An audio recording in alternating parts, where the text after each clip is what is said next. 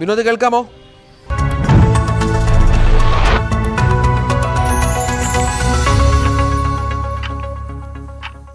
Good morning എല്ലാ പ്രേക്ഷകർക്കും morning വൈബ്സിലേക്ക് സ്വാഗതം. മോർണിംഗ് വൈബ്സ് എന്ന് ചേരുമ്പോൾ ഒരുപാട് വാർത്തകൾ എല്ലാം ഒരുപാട് കാഴ്ചകൾ വിശേഷങ്ങളൊക്കെ ആയിട്ട് നമ്മൾ ഇന്ന് അടുത്ത ഒരു മണിക്കൂർ പോകും. അപ്പോൾ രാവിലെ തന്നെ പ്രധാന വാർത്തകൾ നോക്കിക്കഴിഞ്ഞാൽ അത് ലോക്സഭാ തെരഞ്ഞെടുപ്പ് അതിന്റെ 3ാം ഘട്ടമാണ്. പോളിംഗ് സമയം ആരംഭിക്കുന്നു. അപ്പോൾ ലോക്സഭാ തെരഞ്ഞെടുപ്പിന്റെ 3ാം ഘട്ടം.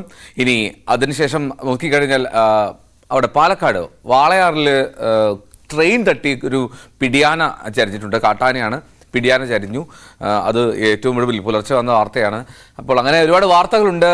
ഇനി കടൽക്ഷോഭം അത് രൂക്ഷമാണ്, പ്രത്യേകിച്ചും ഈ തെക്കൻ തമിഴ്നാട് തീരങ്ങളിൽ. അവിടെയാണ് ഏറ്റവും കൂടുതൽ സങ്കീർണമായിട്ടുള്ള സാഹചര്യം ഉള്ളത് എന്നാണ് മനസ്സിലാക്കാൻ കഴിയുന്നത്. എന്നാലും അതിൻ്റെ സാഹചര്യം ഇതൊക്കെ നമ്മൾ പരിശോധിക്കും. ഇനി സുനിത വില്യംസിൻ്റെ ബഹിരാകാശ യാത്ര, അത് ഏറ്റവും ഒടുവിലത്തെ സമയത്ത് ബോയിങ് സ്റ്റാർലൈനർ അതിൻ്റെ യാത്ര റദ്ദാക്കേണ്ടി വന്നു, അല്ലെങ്കിൽ ആ യാത്ര നടന്നില്ല. അതിൽ ഓക്സിജൻ വാലിലെ ചില പ്രശ്നങ്ങൾ ഒക്കെ ചേർന്ന് ആ യാത്ര ഒഴിവാക്കേണ്ടി വന്നു എന്നുള്ളതാണ്. ഇന്ത്യൻ വംശജയാണല്ലോ, നമ്മളെല്ലാവരും കാത്തിരുന്നതാണ് സുനിത വില്യംസിന്റെ യാത്ര.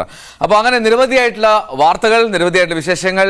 ഈ അരളിപ്പൂവിനെ ചുറ്റിപ്പറ്റിയുള്ള സംസാരം അത് ഒരുപാടായിട്ടുണ്ടല്ലോ. ഈ അന്ന് സൂര്യ സുരേന്ദ്രൻ എന്ന കുട്ടി മരിക്കുന്നു. പിന്നാലെ ഇന്നലെ പത്തനംതിട്ടയിൽ ഒരു പശുവും കിടാവും ഈ വെട്ടിയിട്ട അരളിപ്പൂവിൻ്റെ ഇലയും അരളിപ്പൂവും ഒക്കെ കഴിച്ച് ചത്തു എന്നുള്ള റിപ്പോർട്ട് വന്നു. അപ്പോൾ എല്ലാവർക്കും സംശയമാണ് ഈ അരളിപ്പൂ എങ്ങനെയാണ് ഇത്രമാത്രം പെട്ടെന്നൊരു വിഷമായി മാറിയതെന്ന്. അപ്പോൾ അതിൻ്റെ സാഹചര്യം എന്താണ് കാര്യം എന്നൊക്കെ നമുക്ക് നോക്കാം. അപ്പോൾ നമ്മൾ വിശദമായി കടക്കുകയാണ് മോർണിംഗ് വൈബ്സിലേക്ക്. ആദ്യം തെരഞ്ഞെടുപ്പ് വാർത്തയിലേക്ക് തന്നെ പോകാം. ലോക്സഭാ തെരഞ്ഞെടുപ്പിന്റെ 3ാം ഘട്ട വോട്ടെടുപ്പ് തുടങ്ങി. 10 സംസ്ഥാനങ്ങളിലെയും കേന്ദ്രഭരണ പ്രദേശത്തെയും ഉൾപ്പെടെ 92 മണ്ഡലങ്ങളിലാണ് വോട്ടെടുപ്പ് നടക്കുന്നത്. കേന്ദ്ര ആഭ്യന്തരമന്ത്രി അമിത്ഷാ, ശിവരാജ് സിംഗ് ചൗഹാൻ, ദിഗ്വിജയ് സിംഗ്, സുപ്രിയ സുലെ തുടങ്ങിയവരാണ് 3ാം ഘട്ടത്തിൽ ജനവിധി തേടുന്ന പ്രമുഖർ. ER രാഗേഷാണ് ഈ വാർത്തയുടെ വിശദാംശങ്ങൾ നൽകുക ന്യൂസ് ഡെസ്കിൽ നിന്ന്. രാഗേഷ്, ഈ അമിത്ഷാ ഉൾപ്പെടെയുള്ള പ്രമുഖർ അണിനിരക്കുന്ന ഘട്ടമാണല്ലോ ഈ തെരഞ്ഞെടുപ്പിന്റെ 3ാം ഘട്ടം എന്ന് പറയുന്നത്. അപ്പോൾ സ്വാഭാവികമായും വലിയ ശ്രദ്ധയുണ്ട്. അപ്പോൾ ഏതൊക്കെ സംസ്ഥാനങ്ങളാണ് പ്രധാനമായും ഇന്ന് പോളിംഗിലേക്ക് പോകുന്നത്? എൽദോ 3ാം ഘട്ട വോട്ടെടുപ്പ് ആരംഭിച്ചിരിക്കുകയാണ്. 92 മണ്ഡലങ്ങളാണ് 3ാം ഘട്ടത്തിൽ ജനവിധി എഴുതുന്നത്. നേരത്തെ 94 മണ്ഡലങ്ങളാണ്. ഇലക്ഷൻ കമ്മീഷൻ ഷെഡ്യൂൾ പ്രകാരം 94 മണ്ഡലങ്ങളിലാണ് വോട്ടെടുപ്പ് നടക്കേണ്ടിയിരുന്നത്. ഇതിൽ ഗുജറാത്തിലെ സൂറത്തിൽ BJP സ്ഥാനാർത്ഥി എതിരില്ലാതെ വിജയിച്ചു. ഒപ്പം ജമ്മു കശ്മീരിലെ അനന്ത്നാഗ് മണ്ഡലത്തിലെ വോട്ടെടുപ്പ് മാറ്റിവെച്ചു, മെയ് 25ലേക്ക് മാറ്റിവെച്ചു. ഇതേ തുടർന്നാണ് 92 മണ്ഡലങ്ങളിൽ വോട്ടെടുപ്പ് നടക്കുന്നത്. ഏതായാലും ഇന്നത്തെ വോട്ടെടുപ്പ് കൂടി അവസാനിക്കുന്നതോടുകൂടി രാജ്യത്തെ ഏതാണ്ട് പകുതിയിലധികം വരുന്ന മണ്ഡലങ്ങളിൽ വോട്ടെടുപ്പ് പൂർത്തിയാകും. ആദ്യ 2 ഘട്ടങ്ങളിലായി 190 മണ്ഡലങ്ങളിൽ വോട്ടെടുപ്പ് കഴിഞ്ഞിരുന്നു. ഇപ്പോൾ 92 മണ്ഡലങ്ങൾ കൂടി വോട്ടെടുപ്പ് നടക്കുകയാണ്. എൽദോ ചോദിച്ച ചോദ്യത്തിലേക്ക് വരികയാണെങ്കിൽ അസമിൽ 4 സീറ്റ്, ബീഹാറിൽ 5 സീറ്റിൽ നിന്ന് വോട്ടെടുപ്പ് നടക്കുന്നുണ്ട്. ഛത്തീസ്ഗഡിൽ 7, ഗോവയിൽ 2, ഗുജറാത്തിൽ 25, കർണാടകത്തിൽ 14, മധ്യപ്രദേശിൽ 8, മഹാരാഷ്ട്രയിൽ 11, UP-യിൽ 10, പശ്ചിമ ബംഗാളിൽ 4, ദാദർ നഗർ ഹവേലി, ഒപ്പം തന്നെ ദാമൻ ദിയു. ഇത് രണ്ടും ഒറ്റ കേന്ദ്രഭരണ പ്രദേശമാണ്. 2 ഇടങ്ങളിലായി അവിടെ വോട്ടെടുപ്പ്, 2 മണ്ഡലങ്ങളിൽ അവിടെ ഉണ്ട്. ആ 2 മണ്ഡലങ്ങളിലും വോട്ടെടുപ്പ് നടക്കുന്നു. ഒപ്പം പല പ്രമുഖരും ഈ ഘട്ടത്തിൽ ജനവിധി തേടുന്നുണ്ട്. അത് നമ്മൾ നേരത്തെ പറഞ്ഞതുപോലെ സൂചിപ്പിച്ച പോലെ തന്നെ കേന്ദ്ര ആഭ്യന്തരമന്ത്രി അമിത്ഷാ ഗാന്ധിനഗറിൽ നിന്ന് വീണ്ടും മത്സരിക്കുന്നു. ശിവരാജ് സിംഗ് ചൗഹാൻ, മധ്യപ്രദേശ് മുൻ മുഖ്യമന്ത്രിയാണ് അദ്ദേഹം വിദിഷ മണ്ഡലത്തിൽ നിന്ന് മത്സരിക്കുന്നു. പണ്ട് അദ്ദേഹം വിദിഷയിൽ നിന്ന് ലോക്സഭയിലേക്ക് നേരത്തെ വിജയിക്കുകയും ചെയ്തിട്ടുണ്ട്. ഒപ്പം ഇന്ത്യ സഖ്യത്തിന് വലിയ സഖ്യമായി, ഇന്ത്യ സഖ്യത്തിന്റെ ശക്തി കേന്ദ്രമായി അവർ വിശേഷിപ്പിക്കുന്ന മണ്ണാണ് മഹാരാഷ്ട്ര. അവിടെയും ഇന്ന് വോട്ടെടുപ്പ് നടക്കുന്നത്. സുപ്രിയ സുലെ മത്സരിക്കുന്നുണ്ട് ബാരാമതിയിൽ. സുപ്രിയ സുലെയെ അജിത് പവാറിന്റെ ഭാര്യ സുനേത്ര പവാറാണ് അവരെ എതിരിടുന്നത് എന്ന പ്രത്യേകത കൂടിയുണ്ട്. പശ്ചിമ ബംഗാളിലേക്ക് വരുമ്പോൾ കേരളത്തിൽ നിന്ന് വ്യത്യസ്തമായി കോൺഗ്രസും CPM-ഉം സഖ്യമായി മത്സരിക്കുന്നു. 4 മണ്ഡലങ്ങളിൽ അവിടെയും വോട്ടെടുപ്പ് നടക്കുന്നുണ്ട്. CPM സംസ്ഥാന സെക്രട്ടറി മുഹമ്മദ് സലീം മുർഷിദാബാദ് മണ്ഡലത്തിൽ നിന്ന് മത്സരിക്കുന്നു എന്ന പ്രത്യേകത കൂടിയുണ്ട്. ഏതായാലും ഈ തെരഞ്ഞെടുപ്പ് BJP-യെ സംബന്ധിച്ചിടത്തോളം ഇന്ത്യ സഖ്യത്തെ സംബന്ധിച്ച് ഏറെ നിർണായകമാണ്. കാരണം കഴിഞ്ഞ തവണ 92-ൽ 77 സീറ്റും വിജയിച്ചത് BJP ആയിരുന്നു. പല സംസ്ഥാനങ്ങൾ എടുത്തു നോക്കിയാൽ ഒരു ക്ലീൻ സ്വീപ്പ് BJP-യുടെ കാര്യത്തിൽ ഉണ്ടായിരുന്നു. പ്രത്യേകിച്ച് കർണാടകത്തിൽ നിന്ന് വോട്ടെടുപ്പ് നടക്കുന്ന 14 മണ്ഡലങ്ങളിലും വിജയിച്ചത് BJP ആയിരുന്നു. ഗുജറാത്തിലെ മുഴുവൻ സീറ്റുകളിൽ അവർക്ക് വിജയിക്കാൻ സാധിച്ചു. മധ്യപ്രദേശിൽ നിന്ന് വോട്ടെടുപ്പ് നടക്കുന്ന 8 സീറ്റുകളിലും വിജയിച്ചത് BJP ആണ്. ഇങ്ങനെ BJP-യുടെ തേരോട്ടം കഴിഞ്ഞ തെരഞ്ഞെടുപ്പുമായി താരതമ്യം ചെയ്യുകയാണെങ്കിൽ ഈ 3ാം ഘട്ടത്തിലുണ്ട്. അപ്പോൾ ആ ഒരു പ്രകടനം നിലനിർത്താൻ കഴിയുമോ, അതോ ഇന്ത്യ സഖ്യം കരുത്ത് കാട്ടുമോ എന്നടക്കമുള്ള വിഷയങ്ങൾ നിർണായകമാണ്. ഏതായാലും വോട്ടെടുപ്പ് ഇപ്പോൾ ആരംഭിച്ചിരിക്കുന്നു. ചില നേതാക്കളുടെ പ്രതികരണങ്ങൾ കൂടി ഈ ഘട്ടത്തിൽ വന്നിട്ടുണ്ട്. കർണാടക മുൻ മുഖ്യമന്ത്രിയായ BS യെഡിയൂരപ്പ ഇപ്പോൾ വ്യക്തമാക്കിയിരിക്കുന്നത് 25 മുതൽ 26 സീറ്റുകൾ വരെ BJP നേടും എന്നൊരു പ്രതീക്ഷ അദ്ദേഹം പങ്കുവച്ചിരിക്കുകയാണ്. കഴിഞ്ഞ തവണ അവർക്ക് 25 സീറ്റായിരുന്നു. അതിന് സമാനമായ ഒരു പ്രകടനം ഇത്തവണയും ഉണ്ടാകും എന്നാണ് ഇപ്പോൾ യെഡിയൂരപ്പ പ്രതികരിച്ചിരിക്കുന്നത്.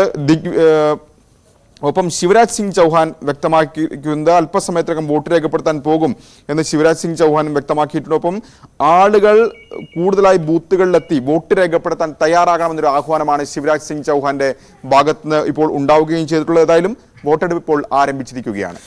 രാജേഷ്, ഈ 10 സംസ്ഥാനങ്ങളിലെ തെരഞ്ഞെടുപ്പിന്റെ കാര്യം സംസാരിക്കുമ്പോൾ ഈ മൂന്നാം ഘട്ടം എന്നുള്ളത് ആർക്കാണ് ഏറ്റവും കൂടുതൽ നിർണായകമാവുക? അത് ഇപ്പോൾ ഇന്ത്യ മുന്നണിയാണോ അല്ലെങ്കിൽ NDA ആണോ ഏറ്റവും കരുതലോടുകൂടി ഈ മൂന്നാം ഘട്ടത്തെ ഉറ്റുനോക്കുന്നത്? രണ്ട് സഖ്യത്തെ സംബന്ധിച്ചും ഏറെ നിർണായകമാണ്. അതാണ് നേരത്തെ സൂചിപ്പിച്ചത്. BJP സംബന്ധിച്ചിടത്തോളം അവർ ലക്ഷ്യം വെക്കുന്നത് കഴിഞ്ഞ തവണത്തെക്കാൾ കൂടുതൽ സീറ്റുകളാണ്. BJP ആദ്യഘട്ടം മുതൽ പറഞ്ഞത് ഇത്തവണ 400 മുകളിൽ സീറ്റുകൾ NDA നേടുമെന്നാണ്. അത് പിന്നീട് പ്രചാരണം മുറുകുമ്പോൾ അത്തരമൊരു പ്രചാരണത്തിലേക്കൊന്നും തന്നെ BJP നേതാക്കളോ പ്രധാനമന്ത്രിയോ ഒന്നും തന്നെ കടന്നിട്ടില്ല. പക്ഷേ ഈ തെരഞ്ഞെടുപ്പ് പ്രഖ്യാപനത്തിന് മുമ്പൊക്കെ BJP നേതാക്കൾ ആവർത്തിച്ച് പറയുന്നത് BJP ഒറ്റയ്ക്ക് 370 സീറ്റ്, NDA 400 മുകളിൽ സീറ്റ് ഉറപ്പിച്ച് പറഞ്ഞിരുന്നതാണ്. അപ്പോൾ അത്തരമൊരു പ്രകടനത്തിന് ഒപ്പം എത്തണമെങ്കിൽ അല്ലെങ്കിൽ അതിൻ്റെ അടുത്തെങ്കിലും എത്തണമെങ്കിൽ ഈ സീറ്റുകളൊക്കെ നിലനിർത്തിയാൽ മാത്രം പോരാ, ഇതിൽ കൂടുതൽ സീറ്റുകൾ BJPക്ക് നേടേണ്ടിയിരിക്കുന്നു. കാരണം കഴിഞ്ഞ തവണ 303 സീറ്റുകളാണ് BJP നേടിയത്. അപ്പോഴൊക്കെ തന്നെ BJPക്ക് ഒപ്പം നിന്ന പ്രദേശമാണ് ഇത്. അതേസമയം ഇന്ത്യ സഖ്യത്തെ സംബന്ധിച്ചാണെങ്കിൽ ഈ മേഖലകളിൽ വലിയ മുന്നേറ്റം നടത്തേണ്ടതുണ്ട്. പ്രത്യേകിച്ച് ഗുജറാത്തിൽ എടുക്കുകയാണെങ്കിൽ 2014-ലും 2019-ലും മുഴുവൻ സീറ്റിലും വിജയിച്ചത് BJP ആയിരുന്നു. അപ്പോൾ അവിടെ ഇത്തവണ ആം ആദ്മി പാർട്ടിയുമായി സഖ്യമായാണ് മത്സരം. മാത്രവുമല്ല പുരുഷോത്തം രൂപാല, BJP നേതാവ് പുരുഷോത്തം രൂപാലയുടെ ചില പരാമർശങ്ങൾ രാജ്പുത് വിഭാഗത്തിനിടയിലൊക്കെ തന്നെ വലിയ അമർഷമുണ്ടാക്കുകയും ചെയ്തിരുന്നു. അതൊരു പ്രചാരണ വിഷയമായി അവസാന ഘട്ടത്തിലേക്ക് മാറുകയും BJP തന്നെ അതിൻ്റെ ഒരു പ്രശ്നം പരിഹരിക്കാൻ BJP നേതാക്കൾ തന്നെ, മുതിർന്ന നേതാക്കൾ തന്നെ നേരിട്ട് രംഗത്ത് വരുന്ന സാഹചര്യം പോലും ഉണ്ടാവുകയും ചെയ്തിട്ടുണ്ട്. മറ്റ് കർണാടകത്തിലാകട്ടെ പ്രജ്വൽ രേവണ്ണ അടക്കമുള്ള വിഷയങ്ങൾ വലിയ രീതിയിൽ വോട്ടെടുപ്പിനെ സ്വാധീനിക്കുമോ എന്ന് കണ്ടറിയേണ്ട വിഷയമാണ്. കാരണം ഹാസൻ ഉൾപ്പെടെയുള്ള പ്രദേശങ്ങളിൽ വോട്ടെടുപ്പ് നേരത്തെ പൂർത്തിയായതാണ്. കേരളത്തിനൊപ്പം 26-ാം തീയതി വോട്ടെടുപ്പ് കഴിഞ്ഞതാണ്. പക്ഷേ അതിനുശേഷമാണ് പ്രജ്വൽ രേവണ്ണ വിദേശത്തേക്ക് കടക്കുന്നതും പിതാവ് രേവണ്ണയെ പോലീസ് കസ്റ്റഡി എടുക്കുകയൊക്കെ ചെയ്യുന്നതും വലിയ രീതിയിലൊരു വിഷയമായി മാറുകയും ചെയ്തു. പ്രത്യേകിച്ച് അതൊരു തെരഞ്ഞെടുപ്പ് വിഷയമായി സെറ്റ് ചെയ്യാൻ കോൺഗ്രസിന് അവിടെ സാധിക്കുകയും ചെയ്തു. അപ്പോൾ BJPക്ക് ആ ഒരു പ്രകടനം നിലനിർത്താൻ കഴിയുമോ എന്നുള്ളത് ഏറ്റവും ഉറ്റുനോക്കേണ്ട പ്രധാനപ്പെട്ട കാര്യമാണ്. ഏതായാലും കോൺഗ്രസ് നേതാക്കളൊക്കെ തന്നെ വലിയ ആത്മവിശ്വാസം കർണാടകത്തിൽ പുലർത്തുന്നുണ്ട്. പ്രത്യേകിച്ച് സംസ്ഥാനം ഭരിക്കുന്നത് ഇപ്പോൾ കോൺഗ്രസ് ആണ്. അപ്പോൾ മൂന്നാം ഘട്ടം എന്തുകൊണ്ടും ഇന്ത്യ സഖ്യത്തെ സംബന്ധിച്ചും ഒപ്പം BJPയെ സംബന്ധിച്ചും നിർണായകമാണ്. UPയിലും ഇന്ന് വോട്ടെടുപ്പ് നടക്കുന്നുണ്ട്. പ്രത്യേകിച്ച് ഇന്ന് UPയിൽ വോട്ടെടുപ്പ് നടക്കുന്ന മേഖല എന്ന് പറയുന്നത് യാദവ് ഭൂരിപക്ഷ മേഖലയാണ്. കഴിഞ്ഞ തവണ ഈ മേഖലയിൽ ഇന്ന് വോട്ടെടുപ്പ് നടക്കുന്ന UPയിൽ 10 മണ്ഡലങ്ങളിലാണ്. കഴിഞ്ഞ തവണ അവിടെ 8 വിജയിക്കാൻ BJPക്ക് സാധിച്ചു. BJPയുടെ പ്രകടനത്തിൽ പ്രത്യേകിച്ച് 2014-ലും 2019-ലും BJPയുടെ ഒരു മുന്നേറ്റത്തിന് വലിയ നിർണായകമായിരുന്നത് UP ആയിരുന്നു. കാരണം 2014-ൽ 73 സീറ്റ്, കഴിഞ്ഞ തവണ 62 സീറ്റ്, ആ ഒരു ടാലിയിലേക്ക് BJP അവിടെ എത്തിയിരുന്നു. അപ്പോൾ കേന്ദ്രത്തിൽ അധികാരത്തിൽ വരണമെങ്കിൽ UP പിടിക്കണം, ഇന്ത്യ പിടിക്കണമെങ്കിൽ UP പിടിക്കണം എന്നൊരു പൊതുവെ പറയുന്നൊരു ചൊല്ലാണ്. അപ്പോൾ അത്തരത്തിലൊരു മുന്നേറ്റം നടത്തണമെങ്കിൽ UPയിലെ പോരാട്ടവും BJPയെ സംബന്ധിച്ച് നിർണായകമാണ്. കഴിഞ്ഞ തവണ അവിടെ BSPയും SPയും സഖ്യമായാണ് മത്സരിച്ചെങ്കിൽ ഇത്തവണ BSP ഒറ്റയ്ക്ക് മത്സരിക്കുന്നു. പകരം കോൺഗ്രസ് ഈ സഖ്യത്തിന്റെ ഭാഗമാണ്. അപ്പോൾ ഇന്ത്യ മുന്നണിയെ സംബന്ധിച്ച് UPയിലെ പ്രകടനവും നിർണായകമാണ്. എൽദോ. ശരി, എന്തായാലും ER രാകേഷാണ് വിവരങ്ങൾ നൽകിക്കൊണ്ടിരുന്നത്. മൂന്നാം ഘട്ട പോളിംഗ് അത് പുരോഗമിക്കുകയാണ്, ആരംഭിച്ചിട്ടുണ്ട്. നിരവധിയായിട്ടുള്ള മണ്ഡലം 94 മണ്ഡലങ്ങളാണ്. അതിൽ 92 ഇടത്താണ് ഇപ്പോൾ മത്സരം നടക്കുന്നത്. 2 ഇടത്ത് NDA എതിരില്ലാത്ത സ്ഥാനാർത്ഥിത്വത്തോടുകൂടി തിരഞ്ഞെടുക്കപ്പെടുകയും ജയിക്കുകയും ചെയ്തിരുന്നു. അപ്പോൾ ആ ഒരു സാഹചര്യമുണ്ട്. 92 മണ്ഡലങ്ങളിൽ പോളിംഗ് അത് ആരംഭിച്ചിട്ടുണ്ട്. അമിത്ഷാ ഉൾപ്പെടെയുള്ളവർ ഇന്ന് മത്സരരംഗത്തുണ്ട് എന്നുള്ളതാണ് ഏറ്റവും ശ്രദ്ധേയം. ശരിക്കും ഈ മൂന്നാം ഘട്ടത്തിൽ വോട്ടെടുപ്പ് നടക്കുന്ന 94 മണ്ഡലങ്ങളിൽ 75 മണ്ഡലങ്ങളിലും NDAയുടെ സിറ്റിംഗ് സീറ്റുകളാണ്. അപ്പോൾ NDAക്ക് വലിയ പ്രതീക്ഷയുള്ള ഒരു ഘട്ടമാണ്. ഒപ്പം തന്നെ ഇന്ത്യ മുന്നണിയും പക്ഷേ ഇത്തവണ കാര്യങ്ങൾ മാറി മറിയും എന്നുള്ള പ്രതീക്ഷയിൽ വളരെ നിർണായകമായിട്ടുള്ള ഒരു ഘട്ടം എന്ന് വിശേഷിപ്പിക്കണം ഈ മൂന്നാം ഘട്ടത്തെ. അപ്പോൾ അതാണ് സാഹചര്യം. രാജ്യത്തെ തെരഞ്ഞെടുപ്പ് അത് മൂന്നാം ഘട്ടത്തിലേക്ക് എത്തിയിരിക്കുന്നു. പോളിംഗ് ആരംഭിച്ചു. ഇനി നമ്മൾ പാലക്കാടേക്ക് പോവുകയാണ്. പാലക്കാട് കഞ്ചിക്കോട് ട്രെയിൻ തട്ടി കാട്ടാന ചരിഞ്ഞു. 12 മണിയോടെ ചെന്നൈ മെയിലാണ് ആനയെ ഇടിച്ചത്. ലോക്കോ പൈലറ്റിനെതിരെ വനം വകുപ്പ് കേസെടുത്തു. വിനേഷ് കുമാർ ചേരുന്നു. വിനേഷ്, ആന ട്രെയിൻ തട്ടി ചരിയുന്നു, ലോക്കോ പൈലറ്റിനെതിരെ കേസെടുക്കുന്നത്, ആ സാഹചര്യം ഒന്ന് വിശദീകരിക്കാം.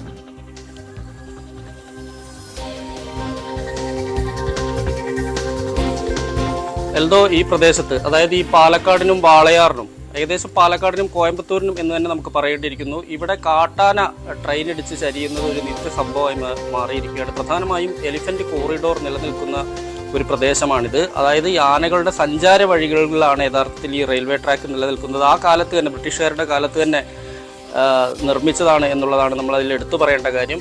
ഇന്നലെ അർദ്ധരാത്രിയിലാണ് സംഭവം. ഒരു 12 മണിയോടുകൂടിയാണ് കാട്ടാനയെ ചെന്നൈ തിരുവനന്തപുരം മെയിൽ ഇടിക്കുന്നത്. അതിനുശേഷം ഇടിയേറ്റ ആന സമീപത്തുള്ളൊരു കുഴിയിലേക്ക് തെറിച്ചു വീഴുകയായിരുന്നു. ഈ വലിയൊരു കാട്ടാന കൂട്ടം തന്നെ ഉണ്ടായിരുന്നു. ഇതിൽ മറ്റുള്ള ആനകൾ ഈ ശബ്ദം, ആനയുടെ അലർച്ചയും കേട്ടതോടുകൂടി ചിതറി ഓടി എന്നാണ് നമുക്ക് അവിടുന്ന് ലഭ്യമാകുന്ന, വനംവകുപ്പിൽ നിന്ന് ലഭ്യമാകുന്ന ഒരു വിവരം. എന്തായാലും കുഴിയിലേക്ക് വീണ ആനയെ അവിടുന്ന് രക്ഷപ്പെടുത്താനുള്ള ശ്രമം, ആ സംഭവം അറിഞ്ഞ് വനംവകുപ്പ് അവിടെ എത്തി ഈ കഞ്ചിക്കോട് എത്തുകയും ആനയെ അവിടുന്ന് രക്ഷപ്പെടുത്താനുള്ള ശ്രമം നടത്തുകയും ചെയ്തിരുന്നു. പക്ഷേ ആന അതിനിടെ അല്പസമയം മുമ്പ്, അതായത് മണിക്കൂറുകൾക്ക് ശേഷം ആന ചെരിയുകയാണ് ഉണ്ടായത്. എന്തായാലും സംഭവവുമായി ബന്ധപ്പെട്ടുകൊണ്ട് ലോക്കോ പൈലറ്റിനെതിരെ കേസെടുത്തിട്ടുണ്ട്. കാരണം അമിത വേഗതയിലാണ്, കാരണം വേഗത കുറയ്ക്കാൻ ലോക്കോ പൈലറ്റ് തയ്യാറായില്ല എന്നാണ് വനംവകുപ്പ് പറയുന്നത്. നമുക്കറിയാം, രാത്രിയിൽ ഒരു സമയം കഴിഞ്ഞാൽ ട്രെയിനിന് വലിയ വേഗതയാണ്. പ്രത്യേകിച്ച് ഈ പാലക്കാട് കഴിഞ്ഞാൽ പിന്നെ മിക്കവാറും സൂപ്പർ എക്സ്പ്രസ് ട്രെയിനുകൾക്കെല്ലാം തന്നെ സ്റ്റോപ്പുള്ളത് കോയമ്പത്തൂരാണ്. അതിനിടയിൽ എവിടെയുമില്ല എട്ടിമടയോ അല്ലെങ്കിൽ കഞ്ചിക്കോടോ മറ്റു സ്ഥലങ്ങളിലൊന്നും തന്നെ ട്രെയിൻ നിർത്താറില്ല. അതുകൊണ്ട് തന്നെ വളരെ വേഗത്തിലാണ് ട്രെയിൻ പോകാറുള്ളത്. ഇവിടെ എത്തിയപ്പോൾ ഈ കഞ്ചിക്കോട് ഭാഗത്ത് ഇപ്പോൾ ആന ചെരിഞ്ഞ സ്ഥലത്ത്, ഈ ആനയെ ഇടിച്ച സ്ഥലത്ത് എത്തിയപ്പോഴും ട്രെയിനിന് വേഗത കുറച്ചില്ല എന്നാണ് പറയുന്നത്. സാധാരണ നിലയിൽ ഈ ഭാഗത്തു കൂടെ പോകുന്ന അല്ലെങ്കിൽ ഈ ആനത്താരകളുള്ള പ്രദേശത്തു കൂടെ കടന്നു പോകുന്ന ട്രെയിനുകൾ സ്പീഡ് കുറയ്ക്കേണ്ടതുണ്ട്. അത് നിരവധി സംഭവങ്ങൾ ഇവിടെ ഉണ്ടായിട്ടുണ്ട്, അപകടങ്ങൾ ഉണ്ടായിട്ടുണ്ട്. നിരവധി ആനകൾ ഇതുപോലെ തന്നെ ട്രെയിൻ ഇടിച്ച് ചരിഞ്ഞ ഒരു സാഹചര്യത്തിൽ ഇതിലെ പോകുന്ന ട്രെയിനുകൾ സ്പീഡ് കുറയ്ക്കേണ്ടതാണ് എന്നാണ് വനംവകുപ്പ് പറയുന്നത്. പക്ഷേ ഈ ലോക്കോ പൈലറ്റിൻ്റെ ഭാഗത്ത് നിന്ന്, ചെന്നൈ തിരുവനന്തപുരം മെയിലിലെ ലോക്കോ പൈലറ്റിൻ്റെ ഭാഗത്ത് നിന്ന് അത്തരത്തിലൊരു നടപടി ഉണ്ടായില്ല എന്നാണ് വനംവകുപ്പ് പറയുന്നത്. ഈ ഒരു സാഹചര്യത്തിലാണ് കേസെടുത്തിട്ടുള്ളത്. ആന ഈ കാട്ടാനയെ ട്രെയിൻ തട്ടി ചെറിയ സാഹചര്യം ഈ എങ്ങനെയാണ്? അവിടെ ഒരു കർശനമായിട്ടുള്ള നിർദ്ദേശമുള്ള മേഖലയാണോ? ഈ ആനയുടെ വഴിത്താരാന്ന് പറഞ്ഞു, അപ്പോൾ പോലും ഈ ട്രെയിൻ നിരന്തരമായി പോകുന്ന ഒരു പാത കൂടിയാണല്ലോ. അപ്പോൾ അവിടെ നിശ്ചിത വേഗത്തിലേ പോകാവൂ എന്നുള്ള കൃത്യമായിട്ടുള്ള നിർദ്ദേശം നിലനിൽക്കുന്നുണ്ടോ? കാരണം നേരത്തെയും ഈ അടുത്ത സമയത്ത് തന്നെയല്ലേ മറ്റൊരു കാട്ടാന കൂടി ഈ ട്രെയിൻ തട്ടിച്ചരിഞ്ഞത്?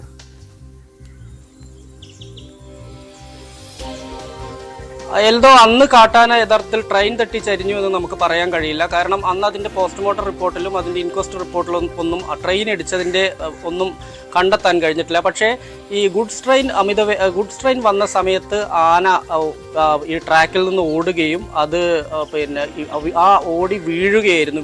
വീഴ്ചയുടെ ആഘാതത്തിലായിരിക്കാം ആന ചെരിഞ്ഞത് എന്നായിരുന്നു അന്നത്തെ നിഗമനം. അതിപ്പോൾ ഒരു 2 ആഴ്ച മുമ്പാണ് സംഭവം. പക്ഷേ അത് ട്രെയിൻ ഇടിച്ചല്ല ആന ചെരിഞ്ഞത്. പക്ഷേ ഈ പ്രദേശത്ത് ധാരാളം കാട്ടാനകൾ ഇതുപോലെ തന്നെ നമുക്കറിയാം, പ്രത്യേകിച്ച് വാളയാർ, കഞ്ചിക്കോട് ഭാഗങ്ങളിലെല്ലാം തന്നെ പ്രധാനമായും ഈ വനമേഖലയോട് ചേർന്ന് കിടക്കുന്ന സ്ഥലമാണിത്. പശ്ചിമഘട്ടത്തിലെ ഏറ്റവും സുപ്രധാനമായ സ്ഥലങ്ങളാണ്. ഇതുവഴി ആനകളുടെ സഞ്ചാര വഴികളുണ്ട്. ഈ ആനത്താരകൾ ക്രോസ് ചെയ്തുകൊണ്ടാണ് യഥാർത്ഥത്തിൽ റെയിൽവേ ട്രാക്ക് വന്നിട്ടുള്ളത്. അത് ഏതോ കാലം വന്നതാണ്, ഈ പുതിയ കാലത്ത് വന്നതൊന്നുമല്ല. പക്ഷേ അതിലെ കടന്ന് എപ്പോഴും ആനകൾ ഇതുവഴി ഇത് മുറിച്ച് കിടക്കാറുണ്ട്, ഈ പാളങ്ങൾ മുറിച്ച് കിടക്കാറുണ്ട്. ഈ സമയത്താണ് ഇത്തരത്തിൽ അപകടങ്ങൾ ഉണ്ടാവുകയും ചെയ്യുന്നത്. അങ്ങനെ കാട്ടാനക്കൂട്ടം ഇന്നലെ രാത്രിയിൽ കാട്ടാനക്കൂട്ടം അത് മുറിച്ച് കിടക്കാനുള്ള ശ്രമത്തിനിടയിലാണ് തിരുവനന്തപുരം ചെന്നൈ മെയിൽ പാഞ്ഞെത്തുന്നത്. ഉടൻ തന്നെ അതിലൊരു ആനയെ, പിന്നെ 2 വയസ്സ് തോന്നിക്കുന്ന പിടിയാനയാണ്. ഈ പിടിയാനയ്ക്കാണ് അപകടത്തിൽ പരിക്കേറ്റിട്ടുള്ളത്. ഇത് മുറിച്ച് കിടക്കുന്നതിനിടയിലാണ് ഈ ശബ്ദം കേട്ടതോടുകൂടി, ട്രെയിൻ ഇടിക്കുന്ന ശബ്ദം കേട്ടതോടുകൂടി മറ്റ് ആനകളെല്ലാം തന്നെ ചിഹ്നം വിളിച്ചുകൊണ്ട് ചിതറി ഓടുകയായിരുന്നു എന്നാണ് നമുക്ക് അവിടെ നിന്ന് ലഭിക്കുന്ന വിവരം. എന്തായാലും വനംവകുപ്പ് സ്ഥലത്തെത്തിയിട്ടുണ്ട്. ഇനി ഇൻക്വസ്റ്റ് നടപടികളും അതിനുശേഷം പോസ്റ്റ്മോർട്ടം നടപടികളിലേക്ക് പോകും എന്നാണ് ഇപ്പോൾ ലഭ്യമാവുന്ന വിവരം. ശരി, വിനേഷ് തുടരുക. മറ്റൊരു വാർത്തയിലേക്ക് കൂടി വിനേഷിനെ എടുക്കേണ്ടതുണ്ട്. എന്താണെങ്കിലും നമ്മൾ ഈ കാട്ടാന ചരിഞ്ഞു, അത് വിനേഷ് സൂചിപ്പിച്ചതുപോലെ ഈ കാട്ടാന ട്രെയിൻ തട്ടി ഒരു സമീപത്തെ കുഴി പോലുള്ള ഒരു കുളം പോലുള്ള ഒരു സ്ഥലത്തേക്ക് വീഴുക. എന്നാണെങ്കിലും കാട്ടാനെ അവിടെ നിന്ന് മാറ്റിയിട്ടുണ്ട്. പിടിയാനയാണ് ട്രെയിൻ തട്ടി ഇത്തരത്തിൽ ചെന്നൈ മെയിൽ തട്ടി ചരിഞ്ഞത്. ഇനി കനത്ത ചൂടാണ്. പാലക്കാട് ജില്ലയിൽ ഏർപ്പെടുത്തിയിട്ടുള്ള നിയന്ത്രണം അത് നാളെ വരെ നീട്ടിയിട്ടുമുണ്ട്. വിദ്യാഭ്യാസ സ്ഥാപനങ്ങളുടെ അവധിയും തുടരും. ജില്ലയിൽ യെല്ലോ അലർട്ട് തുടരുകയാണ്. വിനേഷ് തുടരുന്നത്. വിനേഷ്, പാലക്കാടത്തെ സാഹചര്യം അറിയാം. പാലക്കാട് കൊടിയ ചൂടായിരുന്നു. ഇപ്പോൾ നമ്മൾ തിരുവനന്തപുരത്താണെങ്കിൽ ഇന്നലെ രാത്രിയൊക്കെ ചൂടിന് നേരിയൊരു ശമനം അനുഭവപ്പെട്ട പോലെ തോന്നി. പതിവ് ഉഷ്ണം അനുഭവിച്ചില്ല. എന്താണ് അവിടുത്തെ ഒരു സാഹചര്യം? എങ്ങനെയുണ്ട്? ചൂടിൽ ഒരു കുറവ് രേഖപ്പെടുത്തുന്നുണ്ടോ?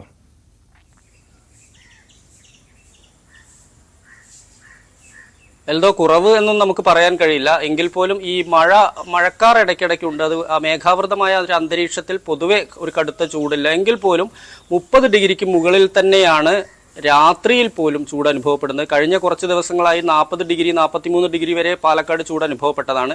എന്നാൽ ഒരു 2 ദിവസമായി ഏകദേശം 39.5 വരെയൊക്കെയാണ് ചൂട്, ഡിഗ്രി സെൽഷ്യസിലാണ് ചൂട് താപനില ഉള്ളത്.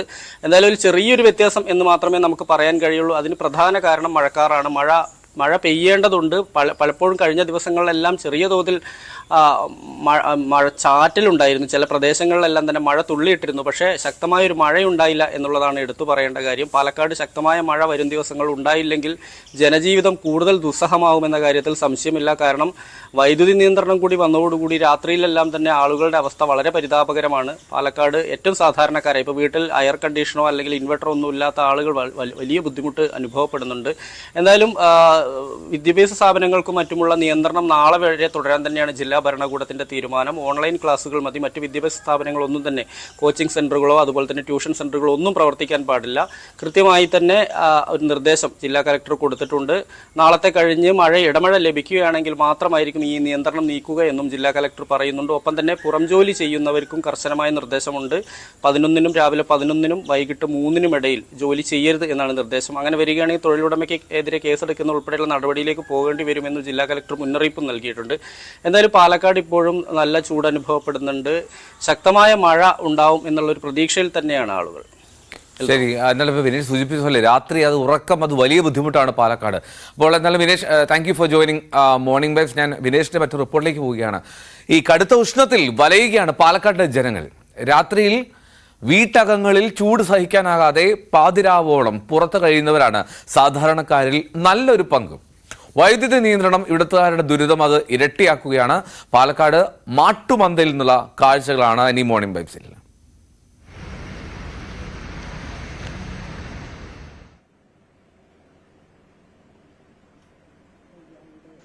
രാത്രിയിൽ 30 ഡിഗ്രി സെൽഷ്യസിന് മുകളിലാണ് പാലക്കാട്ടെ താപനില. ബെഡും തലയിണയും വിയർപ്പിൽ കുതിരുന്ന അവസ്ഥ. കുറച്ചെങ്കിലും ആശ്വാസം ലഭിക്കുന്നത് വീടിന് പുറത്തു കഴിയുമ്പോൾ.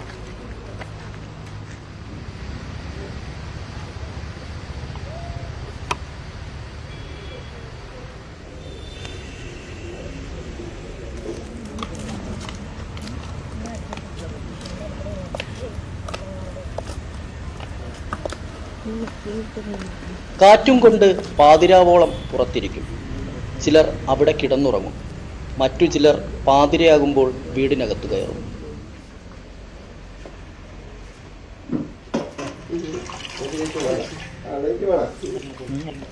ചൂട് സഹിക്കാൻ വയ്യാണ്ട് അങ്ങനെ അരച്ചടങ്ങ്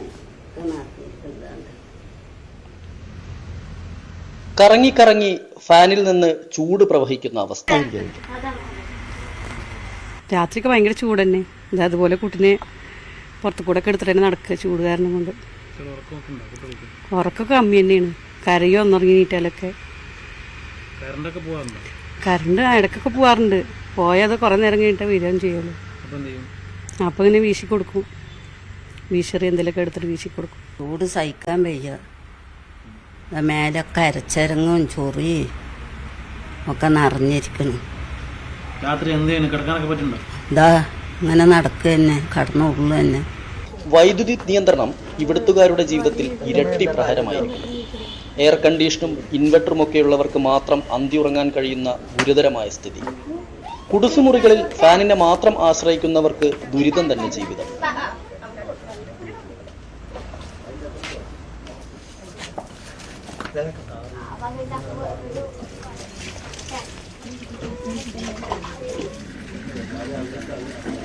വീട്ടിനുള്ളിൽ തീരെ കിടന്നുറങ്ങാൻ പറ്റുന്നില്ല.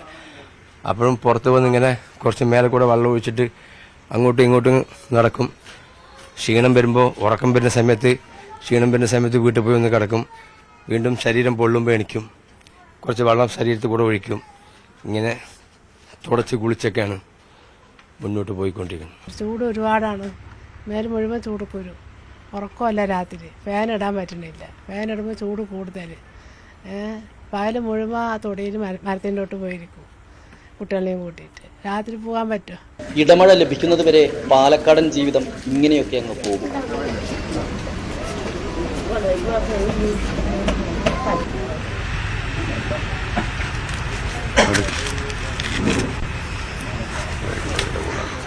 ക്യാമറാമാൻ പ്രജിത്ത് കൊങ്ങാടിനൊപ്പം എസ് വിനേഷ് കുമാർ, ന്യൂസ് 18, പാലക്കാട്.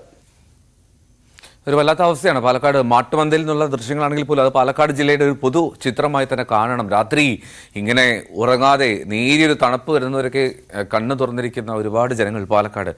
ഇപ്പോൾ അതിൻ്റെ ഒരു നേർചിത്രമാണ് കണ്ടത്. ഈ അത്യുഷ്ണകാലത്ത് ദാഹിച്ചു വലയുന്നവർക്ക് സൗജന്യമായി സംഭാരം വിതരണം ചെയ്യുകയാണ് കൊച്ചിയിലൊരു ഗുജറാത്തി കുടുംബം. പ്രതിദിനം 500ഓളം പേർക്ക് ഇവർ സംഭാരം നൽകുന്നുണ്ട്. ഈ സംഭാരത്തിൽ ഒരു ഗുജറാത്തി രസക്കൂട്ട് അവർ ചേർക്കുന്നുണ്ട്. അതാണ് മറ്റൊരു പ്രത്യേകത.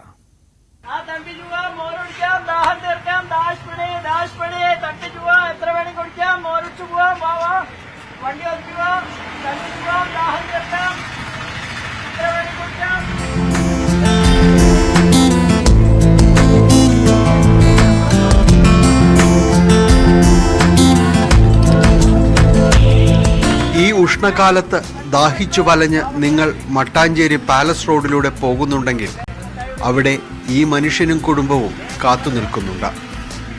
ദാഹം മാറും വരെ തണുത്ത സംഭാരം കുടിപ്പിച്ചതിന് ശേഷം മാത്രമേ അവർ നിങ്ങളെ കടത്തിവിടുകയുള്ളൂ. ഇത് ദീപക് പുജാര. കുടുംബവേരുകൾ ഗുജറാത്തിലാണെങ്കിലും ദീപക് ജനിച്ചതും വളർന്നതുമെല്ലാം കൊച്ചിയിലാണ്.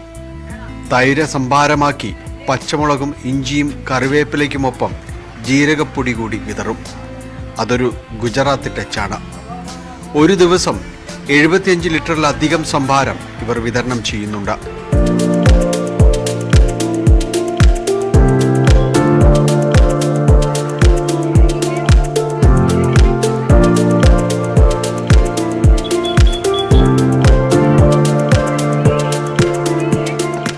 ഇത് നമ്മളൊരു 25 പാക്കറ്റ് തൈര്,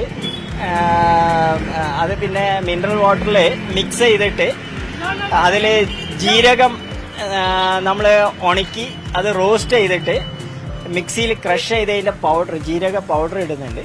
പിന്നെ ഇഞ്ചി, കറിവേപ്പില, മുളകിൻ്റെ പേസ്റ്റും. ഈ ജീരകം കുറച്ച് കൂളിംഗ് എഫക്റ്റ് കൊടുക്കും, ബോഡിക്ക് വളരെ നല്ലതുമാണ്. ഇതുവഴി കടന്നു പോകുന്നവർക്കെല്ലാം നിറഞ്ഞ സ്നേഹത്തോടെ ദീപക്കും കുടുംബവും തണുത്ത സംഭാരം നിറച്ച ഗ്ലാസുകൾ നീട്ടും. എല്ലാവർക്കും സന്തോഷം. ഇത് നല്ലൊരു പരിപാടിയാണ്. കാരണം ഇതേപോലത്തെ പരിപാടി ഇനിയും ഉണ്ടാവണമെന്നാണ് വിചാരിക്കുന്നത്. ഇനിയും കൊച്ചിയിൽ നടന്നപ്പോൾ ഒരു സ്ഥലത്തൊക്കെ ഇത് കണ്ടിരുന്നു. ഇങ്ങനത്തെ ഇപ്പോൾ മട്ടാഞ്ചേരിയിൽ തന്നെ 2 സ്ഥലത്ത് കണ്ടിരുന്നു. ഇതൊരു നല്ലൊരു കാര്യമാണ്. ഈ പ്രത്യേകിച്ച് ചൂടുള്ള സ്ഥലത്ത് സന്തോഷമല്ലേ? വളരെയധികം സന്തോഷം. ഇതൊരു വലിയൊരു അനുഗ്രഹമാണ് എന്ന് പറയാതെ വയ്യ. ഞാൻ മനസ്സിലാക്കുന്നിടത്തോളം ഇത് ഈ വർഷം ആദ്യമായിട്ട് നടന്നൊരു പരിപാടിയല്ല. കഴിഞ്ഞ കുറെ വർഷങ്ങളായിട്ട് ഈ മൈത്രി ഗ്രൂപ്പ് എന്ന് പറയുന്ന സംഘടന, ദീപക് പുജാരിയുടെ നേതൃത്വത്തിലുള്ള ഈ സംഘടന വളരെ നന്നായിട്ട് ഭംഗിയായിട്ട് ജനങ്ങൾക്ക് ആശ്വാസം നൽകുന്ന വിധത്തിൽ ഇവിടെ ഈ പരിപാടി നടത്തി വരികയാണ്. മൈത്രി സോഷ്യൽ ഗ്രൂപ്പിന്റെ ദാഹപന്തൽ കഴിഞ്ഞ വർഷം മുതലാണ് ആരംഭിച്ചത്. സ്നേഹിതരുടെ സഹായവും ചിലപ്പോഴൊക്കെ ലഭിക്കാറുണ്ട്. ചൂട് കുറയും വരെ താനിവിടെ വഴിയിലുണ്ടാകുമെന്ന് സംഭാരം നിറച്ച ഗ്ലാസ് ഉയർത്തി ദീപക് പറയുന്നു.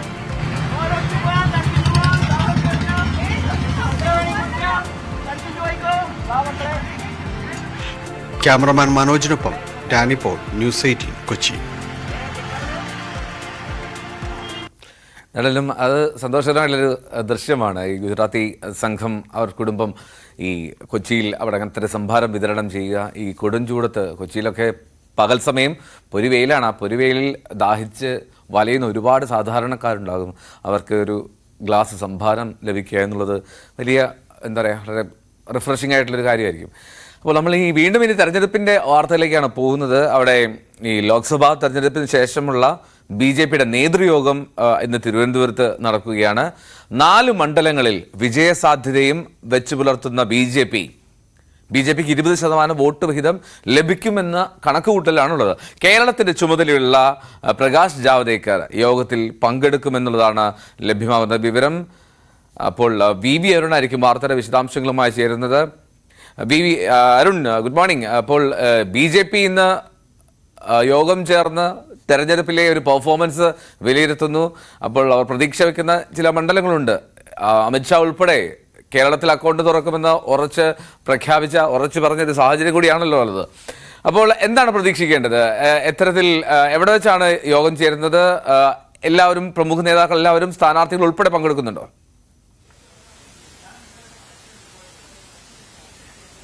BJPയുടെ പ്രധാനപ്പെട്ട നേതാക്കളൊക്കെ ഇന്നത്തെ യോഗത്തിൽ പങ്കെടുക്കും. കേരളത്തിൽ ചുമതലയുള്ള പ്രഭാരി പ്രകാശ് ജാവ്ദേക്കറും യോഗത്തിൽ പങ്കെടുക്കുന്നുണ്ട്. തെരഞ്ഞെടുപ്പ് പ്രവർത്തനങ്ങളുടെ ഒരു പ്രാഥമിക അവലോകനമാണ്. ജില്ലാ നേതൃത്വത്തിൽ നിന്ന് കിട്ടിയ വിവരമനുസരിച്ച് കണക്കുകൾ കൂട്ടിയുള്ള ഒരു അവലോകനം ഈ യോഗത്തിൽ നടക്കും. 4 സീറ്റുകളിലാണ് BJP വിജയസാധ്യത കാണുന്നത്. അതിൽ തന്നെ തിരുവനന്തപുരത്തും തൃശൂരും അവർ വിജയം ഉറപ്പിക്കുന്നു. തിരുവനന്തപുരത്ത് രാജീവ് ചന്ദ്രശേഖർ വലിയ ഭൂരിപക്ഷത്തിൽ വിജയിക്കുമെന്നാണ് BJPയുടെ ഒരു പ്രാഥമിക വിലയിരുത്തൽ.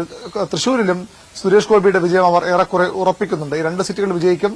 പത്തനംതിട്ടയിൽ വലിയ സാധ്യതയുണ്ടെന്ന് BJP കാണുന്നു. പത്തനംതിട്ടയും ജയസാധ്യതയുള്ള മണ്ഡലമായി തന്നെയാണ് BJP കാണുന്നത്. അത്തരം കണക്കുകളാണ് ആ ജില്ലാ നേതൃത്വങ്ങളിൽ നിന്ന് ലഭിച്ചിട്ടുള്ളത്.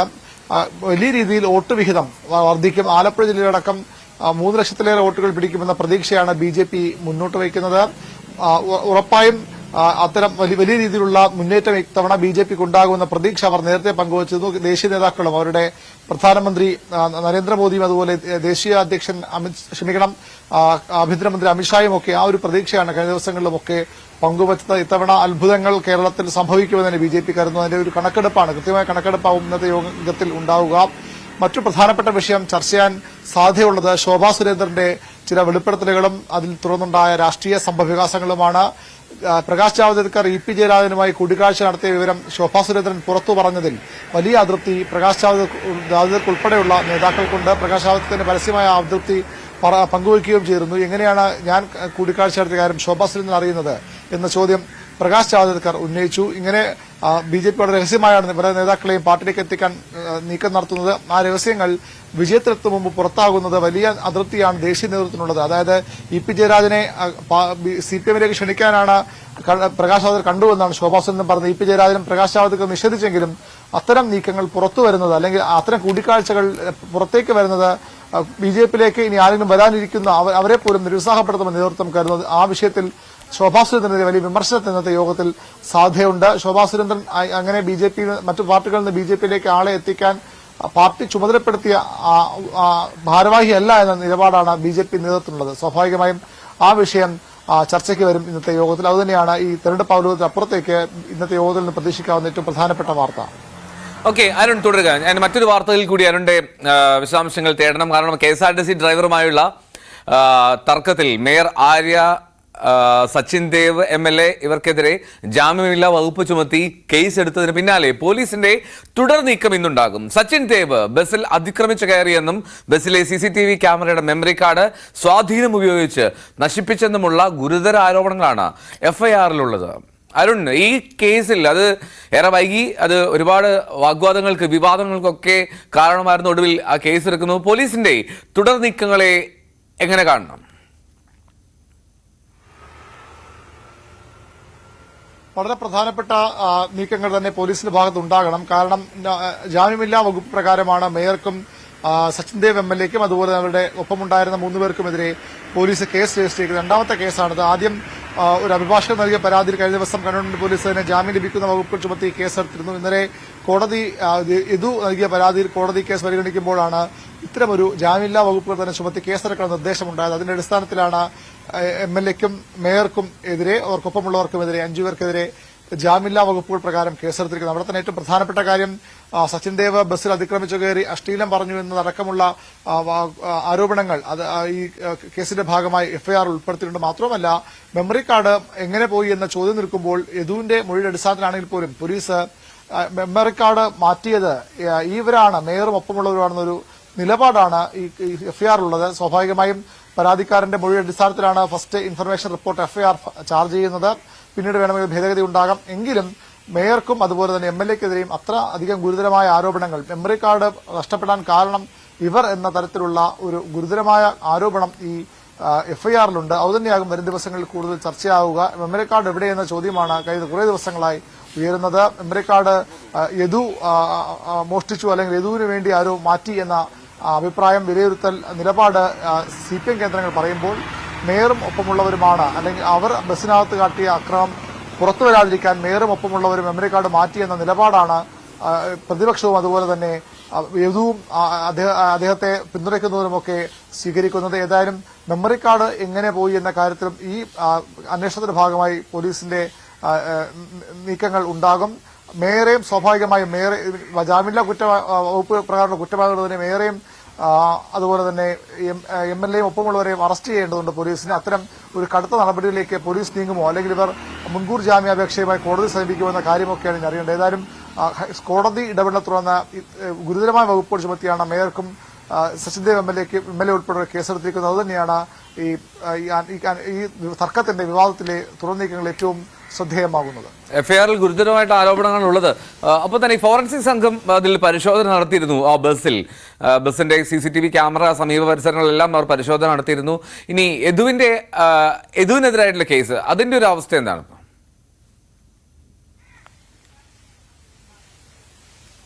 യദുവിനെതിരായ കേസിലും പോലീസിന്റെ അന്വേഷണം പുരോഗമിക്കുകയാണ്. വൈകാതെ യദുവിന്റെ മൊഴി, മെമ്മറി കാർഡ് നഷ്ടപ്പെട്ട വിഷയത്തിൽ യദുവിന്റെ മൊഴിയും പോലീസ് രേഖപ്പെടുത്തും. യദുവിനെ ചോദ്യം ചെയ്യാൻ വിളിക്കുമെന്ന് തന്നെയാണ് മനസ്സിലാകുന്നത്. അതും വളരെ നിർണായകമാണ്.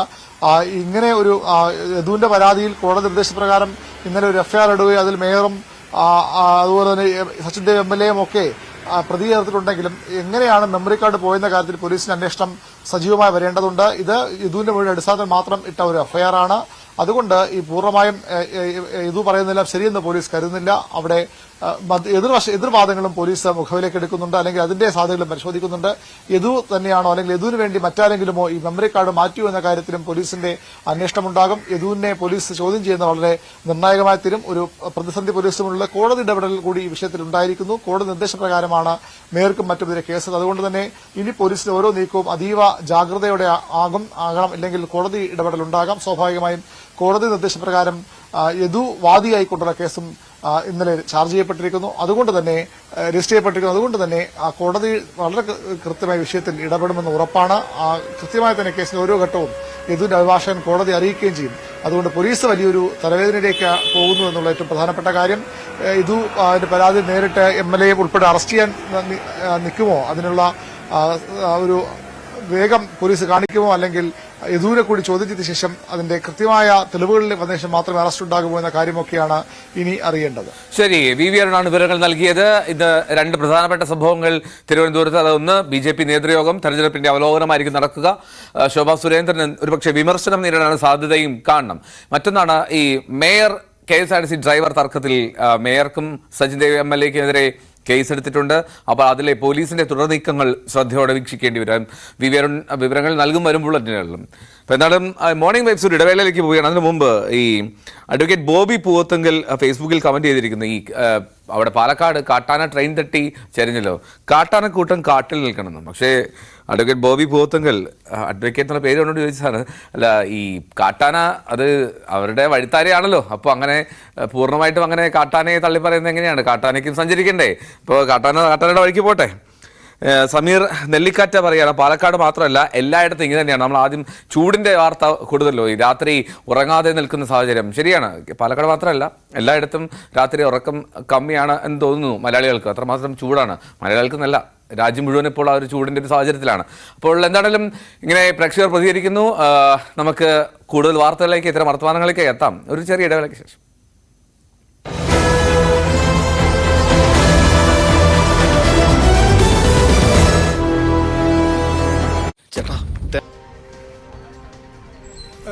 രഞ്ജിത്ത്, ഇപ്പോൾ ഈ ഹർജി തള്ളിക്കൊണ്ടുള്ള നടപടിയാണ് വിജിലൻസ് കോടതിയിൽ നിന്ന് ഉണ്ടായിരിക്കുന്നത്. രഞ്ജിത്ത് പറഞ്ഞതുപോലെ തന്നെ വലിയ രാഷ്ട്രീയ കോളിളക്കം ഉണ്ടാക്കിയ ഒരു കേസ് തന്നെയാണ്. മുഖ്യമന്ത്രിയുടെ മകൾ കരിമണൽ കമ്പനിയിൽ നിന്ന് മാസപ്പടി വാങ്ങി. അതിന് ആധാരമായത് ഈ കരിമണൽ കടത്തുന്നതിന് ഉൾപ്പെടെയുള്ള കരിമണൽ ഇടപാടുമായി ബന്ധപ്പെട്ട് വലിയ തോതിൽ തിരിമറികൾ നടന്നു, അല്ലെങ്കിൽ വഴിവിട്ടുള്ള ഇടപാടുകൾ നടന്നു. അതിന് പ്രതിഫലമായി മാസപ്പടി വാങ്ങി എന്ന തരത്തിലുള്ള മാത്യു കുഴൽനാടന്റെ ആരോപണം. ആ ആരോപണം വലിയ തോതിൽ ചർച്ചയാവുകയും രാഷ്ട്രീയ കേരളം ഏറ്റെടുക്കുകയും വാദപ്രതിവാദങ്ങൾ ഉണ്ടാകുകയും സഭയ്ക്കകത്തും പുറത്തും വലിയ തോതിൽ രാഷ്ട്രീയ വിഷയമായി ഉയർന്നു വരികയും ചെയ്ത ഒരു സംഭവമാണ്.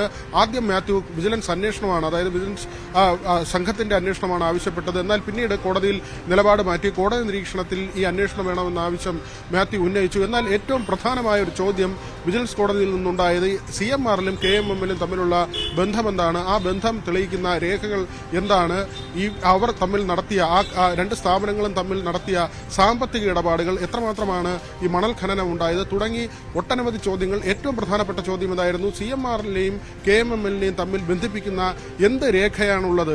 പക്ഷേ അവിടെയെല്ലാം തന്നെ അന്വേഷണം ആവശ്യപ്പെടുകയാണ് മാത്യു ചെയ്തത്.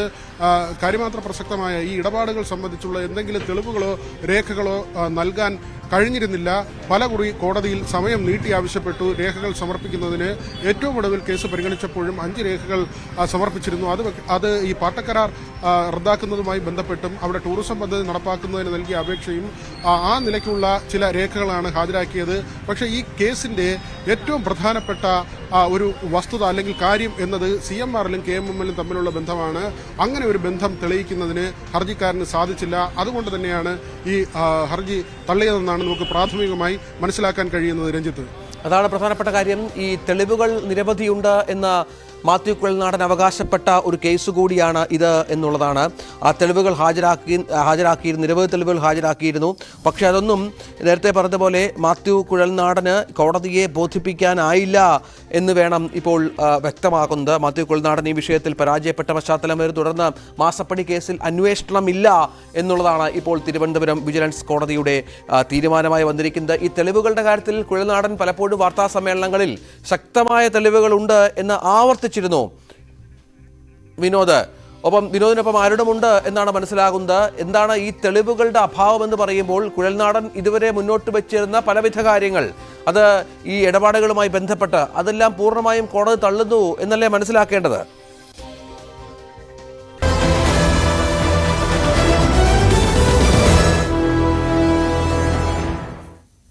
വീണ്ടും മോർണിംഗ് വൈബ്സിലേക്ക് സ്വാഗതം.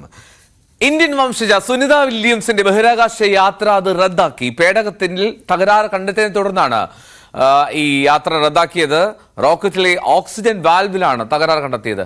പേടകത്തിൽ കയറിയ സുനിത വില്യംസിനെയും ബുച്ച് വിൽമോറിനെയും തിരിച്ചിറക്കുകയായിരുന്നു. രഞ്ജിത്ത് രാമേന്ദ്രൻ ചേരുന്നു വിവരങ്ങളുമായി. രഞ്ജിത്ത്, ഈ സുനിത വില്യംസിന്റെ മറ്റൊരു യാത്രയുടെ ആവേശത്തിലായിരുന്നു. ഇനി യാത്ര റദ്ദാക്കി, അത് ഇനി വേറൊരു തീയതിയിലേക്ക് മാറ്റുമെന്നാണോ? എന്തെങ്കിലും ഒരു ഔദ്യോഗിക അറിയിപ്പുണ്ടോ? ഏതായാലും എൽദോ, ഈ യാത്രയുടെ പുതിയ തീയതി സംബന്ധിച്ചുള്ള അറിയിപ്പ് ഇതുവരെ ലഭ്യമായിട്ടില്ല. നമുക്കറിയാം, സുനിത ഏറെ അഭിമാന നിമിഷമായി പലതവണ പറഞ്ഞിരുന്ന ഒരു യാത്രയായിരുന്നു ഇത്. ഏറെ ആവേശത്തിലായിരുന്നു സുനിത. ഏറ്റവും ഒടുവിൽ ഏതാണ്ട് 1.5 മണിക്കൂർ മുമ്പ് മാത്രമാണ് സുനിത ഈ യാത്ര റദ്ദാക്കുന്ന അറിയിപ്പ് ലഭിക്കുന്നത്. കാരണം ഈ പേടകത്തിന്റെ ഓക്സിജൻ വാൽവിനുണ്ടായ ഗുരുതരമായ തകരാർ അത് ഈ ബഹിരാകാശ യാത്രികരുടെ സുരക്ഷിതത്തെ ബാധിക്കുമെന്നുള്ള സൂചനകൾ പുറത്തു വന്നതിനെ തുടർന്നാണ് ബോയിങ് സ്റ്റാർലൈനർ വിക്ഷേപണം തൽക്കാലത്തേക്ക് മാറ്റിവെച്ചത് എന്നുള്ളതാണ്. അത് ഏറെ ദൗർഭാഗ്യകരമായ സംഭവമായി പിന്നീട് സുനിത എക്സിൽ കുറിക്കുകയും മറ്റുമുണ്ടായി. അത് അവസാനവട്ട പരിശോധനയിലാണ്. തുടക്കം മുതൽ അവസാനം വരെ വളരെ പ്രധാനപ്പെട്ട തരത്തിൽ യാത്ര അതിന്റെ അന്തിമഘട്ടത്തിലാണ് എന്നുള്ള വിവരങ്ങളൊക്കെ നാസ പങ്കുവച്ചിരുന്നുവെങ്കിൽ പോലും ഏറ്റവും ഒടുവിലാണ് ഇത്തരം ഒരു വിവരം പങ്കുവെക്കുന്നത്. നമുക്കറിയാം, ബോയിങ് സ്റ്റാർലൈനർ ബഹിരാകാശ വാഹനത്തിന്റെ പരിശീലന യാത്രയിലാണ് സുനിത ഭാഗമാകാനിരുന്നത്. ഫ്ലോറിഡയിലെ കേപ്പ് കാനവറൽ ബഹിരാകാശ താവളത്തിൽ നിന്നാണ് സ്റ്റാർലൈനറിന്റെ വിക്ഷേപണം നടക്കേണ്ടിയിരുന്നത്. രാജ്യാന്തര ബഹിരാകാശ നിലയത്തിൽ കഴിഞ്ഞ ഒരാഴ്ചയായി സുനിതയും അതുപോലെ തന്നെ ബുച്ച് വിൽമോറും ചിലവഴിച്ചു വരികയായിരുന്നു. ഇതുമായി ബന്ധപ്പെട്ട പരിശീലനവും മറ്റു കാര്യങ്ങളിലുമൊക്കെ അവർ എൻഗേജ്ഡ് ആയിരുന്നു എന്നുള്ളതാണ്. സ്പേസ് എക്സിന്റെ ക്രൂ ഡ്രാഗണൊപ്പം ബഹിരാകാശ യാത്രികരെ ബഹിരാകാശ നിലയത്തിൽ കൊണ്ടുപോകുന്നതിനുള്ള മറ്റൊരു സാധ്യത എന്ന നിലയ്ക്കാണ് നാസയുടെ ഈ ദൗത്യം നേരത്തെ ആസൂത്രണം ചെയ്തിരുന്നത്. അത് അഭിമാനകരമായ ഒരു ദൗത്യമായി നാസ കണ്ടിരുന്നതാണ്. വാണിജ്യ ആവശ്യങ്ങൾക്ക് സ്റ്റാർലൈനർ ഉപയോഗിക്കുന്നതിന്റെ ഭാഗമായാണ് ഇത്തരത്തിൽ ഒരു നീക്കം നാസ നടത്തിയിരുന്നത്. ഏതായാലും സുനിത വില്യംസ് എന്ന അഭിമാന താരത്തെ അത്തരത്തിൽ ഇത് യാത്രയിൽ കൊണ്ടുപോവുക എന്നുള്ളത് നമുക്കും അഭിമാനകരമായ ഒരു സംഭവമായിരുന്നു. 58-കാരിയാണ് സുനിത. നമുക്കറിയാം, ആദ്യ ബഹിരാകാശ യാത്ര 2006 ഡിസംബറിലായിരുന്നു. അന്താരാഷ്ട്ര ബഹിരാകാശ നിലയത്തിലേക്കായിരുന്നു എന്നുള്ളതാണ്. 2007 ജൂൺ 22 വരെ അവർ അവിടെ കഴിഞ്ഞ പശ്ചാത്തലം കൂടി ഇതിനോട് ചേർത്ത് വായിക്കണം. അപ്പോൾ ആ ഒരു അനുഭവ പരിചയം ഒക്കെ വെച്ചാണ് സുനിത ഈ യാത്രയ്ക്കും തയ്യാറെടുത്തിരുന്നത്. എല്ലാ ഒരുക്കങ്ങളും പൂർത്തിയായിരുന്നു. ഏറ്റവും ഒടുവിലാണ് ഈ പേടകത്തിന്റെ ഓക്സിജൻ വാൽവിന് തകരാർ കണ്ടെത്തിയത്. നാസയുടെ ഇതുമായി ബന്ധപ്പെട്ട ഈ പുതിയ തീയതി സംബന്ധിച്ച അറിയിപ്പൊന്നും ലഭ്യമായിട്ടില്ല. പക്ഷേ ഈ തകരാർ പരിഹരിക്കാനാകുമെന്നും ഏതാനും ദിവസങ്ങൾക്കകം ഈ യാത്ര നടത്താൻ സാധിക്കുമെന്നുമാണ് ഇപ്പോൾ നമുക്ക് ലഭിക്കുന്ന വിവരം. എൽദോ. Okay, right. രഞ്ജിത്ത് രാമേന്ദ്രനാണ് വിവരങ്ങൾ നൽകിയത് ന്യൂസ് ഡെസ്കിൽ നിന്ന്. സുനിത വില്യംസിന്റെ യാത്ര അത് റദ്ദാക്കേണ്ട സാഹചര്യമാണ്. ഓക്സിജൻ വാൽവിൽ ചെറിയ തകരാറ്, അത്തരത്തിലാണ് ആ യാത്ര ഒഴിവാക്കേണ്ടി വന്നത്. Prabhash, good morning. ന്യൂസ് 18 പറയുന്നു. Good morning Prabhash. ഇനി നിരവധി പ്രേക്ഷകർ ഇങ്ങനെ ഒന്നൊന്നായി കമന്റ് ചെയ്തുകൊണ്ടിരിക്കുന്നുണ്ട്. ചൂട് കാരണം പകല് വെളിയിലിറങ്ങാൻ പറ്റുന്നില്ല, രാത്രി ഉറങ്ങാൻ പറ്റുന്നില്ല. എല്ലാം മനുഷ്യന്റെ ചെയ്തികളുടെ ഫലം. ശരിയാണ്, കുറേയൊക്കെ മനുഷ്യന്റെ ചെയ്തികളുടെ ഫലം തന്നെയാണ്. മനുഷ്യനാണല്ലോ ഈ പ്രകൃതിയെ ഇത്തരത്തിൽ അതിക്രമവും എല്ലാം കാട്ടി പ്രകൃതിയെ ഇത്രമാത്രം നശിപ്പിക്കുന്നത്. അപ്പോൾ അതിന്റെ തിക്തഫലം അനുഭവിച്ചേ പറ്റൂ. അതാണ് സാഹചര്യം. ഇനി ആലപ്പുഴയിൽ കക്കൂസ് മാലിന്യം തള്ളുന്ന ദൃശ്യങ്ങൾ ചിത്രീകരിക്കാൻ ശ്രമിച്ചവരെ കൊലപ്പെടുത്താൻ ശ്രമിച്ച കേസുകളിൽ അന്വേഷണം കൂടുതൽ ഊർജിതമാക്കുകയാണ് പോലീസ്. കഴിഞ്ഞ ദിവസം പുതിയതായി രജിസ്റ്റർ ചെയ്ത വധശ്രമ കേസിൽ പരാതിക്കാരനായിട്ടുള്ള മലപ്പുറം സ്വദേശി ഹനീഫ ആലപ്പുഴയിലെത്തി അന്വേഷണ സംഘത്തിന് മൊഴി നൽകി. ഒപ്പം തെളിവായി താൻ പകർത്തിയ ദൃശ്യങ്ങളും പോലീസിന് കൈമാറി. രണ്ടാമത്തെ കേസിലും ഉടൻ അറസ്റ്റ് രേഖപ്പെടുത്തും എന്ന് south CI KP Thomson news 18നോട് പറഞ്ഞു.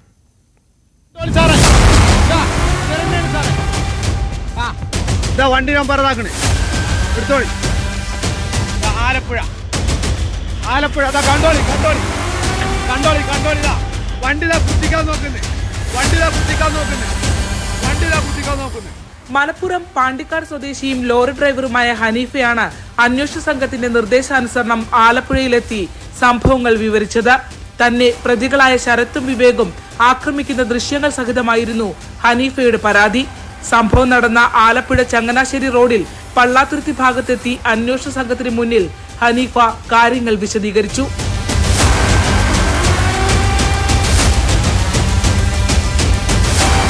കഴിഞ്ഞ മാർച്ച് 30 പുലർച്ചെ 4:54 പാതിരപ്പള്ളിയിലേതിന് സമാനമായി കക്കൂസ് മാലിന്യം തള്ളുന്നത് ചോദ്യം ചെയ്ത ഹനീഫയെയും പ്രതികളായ ശരത്തും വിവേകും ടാങ്കർ ലോറി ഇടിച്ച് കൊലപ്പെടുത്താൻ ശ്രമിച്ചത്. നെല്ല് സംഭരണത്തിന്റെ ഭാഗമായി ലോറിയുമായി ആലപ്പുഴയിൽ എത്തിയതായിരുന്നു ഹനീഫ.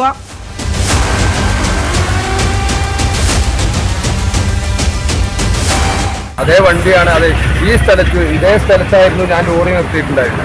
ലോറി നിർത്തി ഞാൻ നോമ്പ് കാലാണ്. അപ്പോൾ നോമ്പിന് അത്താഴത്തിന് വേണ്ടിയാണ് എണീക്കുന്ന ഒരു പതിവുണ്ട്. അത്താഴം കഴിച്ചുകൊണ്ടിരിക്കുമ്പോഴാണ് ആ ഭാഗത്ത് വെച്ചിട്ടാണ് അവർ റോഡിന്റെ ഇടത് ഭാഗത്ത് വെച്ചിട്ടാണ് അവരെ വേസ്റ്റ് തട്ടുന്നതായിട്ട് ശ്രദ്ധയിൽപ്പെടുക. അവർ വന്നുകൊണ്ട് എന്ത് ചെയ്തു, നീയാണോ ഞങ്ങളെ ഫോട്ടോ എടുത്ത്, അങ്ങനെ ഒരുപാട് തെറി പറഞ്ഞു. അങ്ങനെ വണ്ടി അടിച്ച് ഇവിടെ വെച്ചിട്ടാണ് ആ വണ്ടി ആ ദൃശ്യത്തിൽ കാണുന്ന പോലെ, ആ വീഡിയോയിൽ കാണുന്ന പോലെ ഇവിടെ വെച്ചിട്ട് തന്നെ റിവേഴ്സ് ഇട്ടാണ്ട് കൊല്ലാൻ ശ്രമിക്കുകയായിരുന്നു. അപ്പോൾ എന്തോ ഭാഗ്യത്തിന് ദൈവാനുഗ്രഹം കൊണ്ട് രക്ഷപ്പെട്ടു. രണ്ടാമത്തെ വധശ്രമ കേസിലും പ്രതികളുടെ അറസ്റ്റ് ഉടൻ രേഖപ്പെടുത്തുമെന്ന് അന്വേഷണ ഉദ്യോഗസ്ഥനായ south CI KP Thomson news 18നോട് പറഞ്ഞു. നിലവിൽ ആദ്യ കേസിൽ റിമാൻഡിലാണ് പ്രതികളായ ശരത്തും വിവേകും. മാസ്റ്റർ എഴുതി കഴിഞ്ഞിട്ട് ഇദ്ദേഹം എടുത്തിരിക്കുന്ന മൊബൈൽ ഫോൺ ദൃശ്യങ്ങൾ നമ്മൾ ഈ കേസിലേക്ക് നമ്മൾ എടുക്കും. അത് കോടതിക്ക് നമ്മൾ സബ്മിറ്റ് ചെയ്യും. പിന്നെ ഇതിന്റെ പ്രതികളായിട്ടുള്ള അന്വേഷണം, അറസ്റ്റ്, മറ്റു കാര്യങ്ങളിലേക്ക്. കഴിഞ്ഞ തിങ്കളാഴ്ച പാതിരപ്പള്ളി സ്വദേശികളായ അജിത്തിനെയും സോജുവിനെയും പ്രതികൾ ലോറി ഇടിച്ച് കൊലപ്പെടുത്താൻ ശ്രമിച്ചതോടെയാണ് ഞെട്ടിക്കുന്ന സംഭവങ്ങൾ പുറത്തുവരുന്നത്. പാതിരപ്പള്ളി റേഡിയോ സ്റ്റേഷന് സമീപം പുലർച്ചെ ശരത്തും വിവേകും ചേർന്ന് കക്കൂസ് മാലിന്യം തള്ളുന്നത് ഇരുവരും മൊബൈലിൽ പകർത്താൻ ശ്രമിച്ചതാണ് പ്രകോപനത്തിന് കാരണം. യുവാക്കളുടെ ഇരുചക്ര വാഹനത്തിന് പിന്നാലെ 1.5 കിലോമീറ്ററോളം സഞ്ചരിച്ചാണ് പ്രതികൾ ടാങ്കർ ലോറി ഉപയോഗിച്ച് ദേശീയപാതയിൽ സോജുവിനെയും അജിത്തിനെയും ഇടിച്ചു വീഴ്ത്തിയത്. സംഭവം അതീവ ഗൗരവത്തിലെടുത്ത ജില്ലാ പോലീസ് മേധാവി ചൈത്ര തെരേസ ജോൺ അടിയന്തര അന്വേഷണത്തിന് ഉത്തരവിടുകയായിരുന്നു. മാലിന്യം തള്ളുന്ന വണ്ടികളും ഇതുമായി ബന്ധപ്പെട്ട സംഘങ്ങളെയും അവരുടെ ക്രിമിനൽ പശ്ചാത്തലവും സംബന്ധിച്ച വിശദമായ റിപ്പോർട്ടാണ് പോലീസ് തയ്യാറാക്കുന്നത്.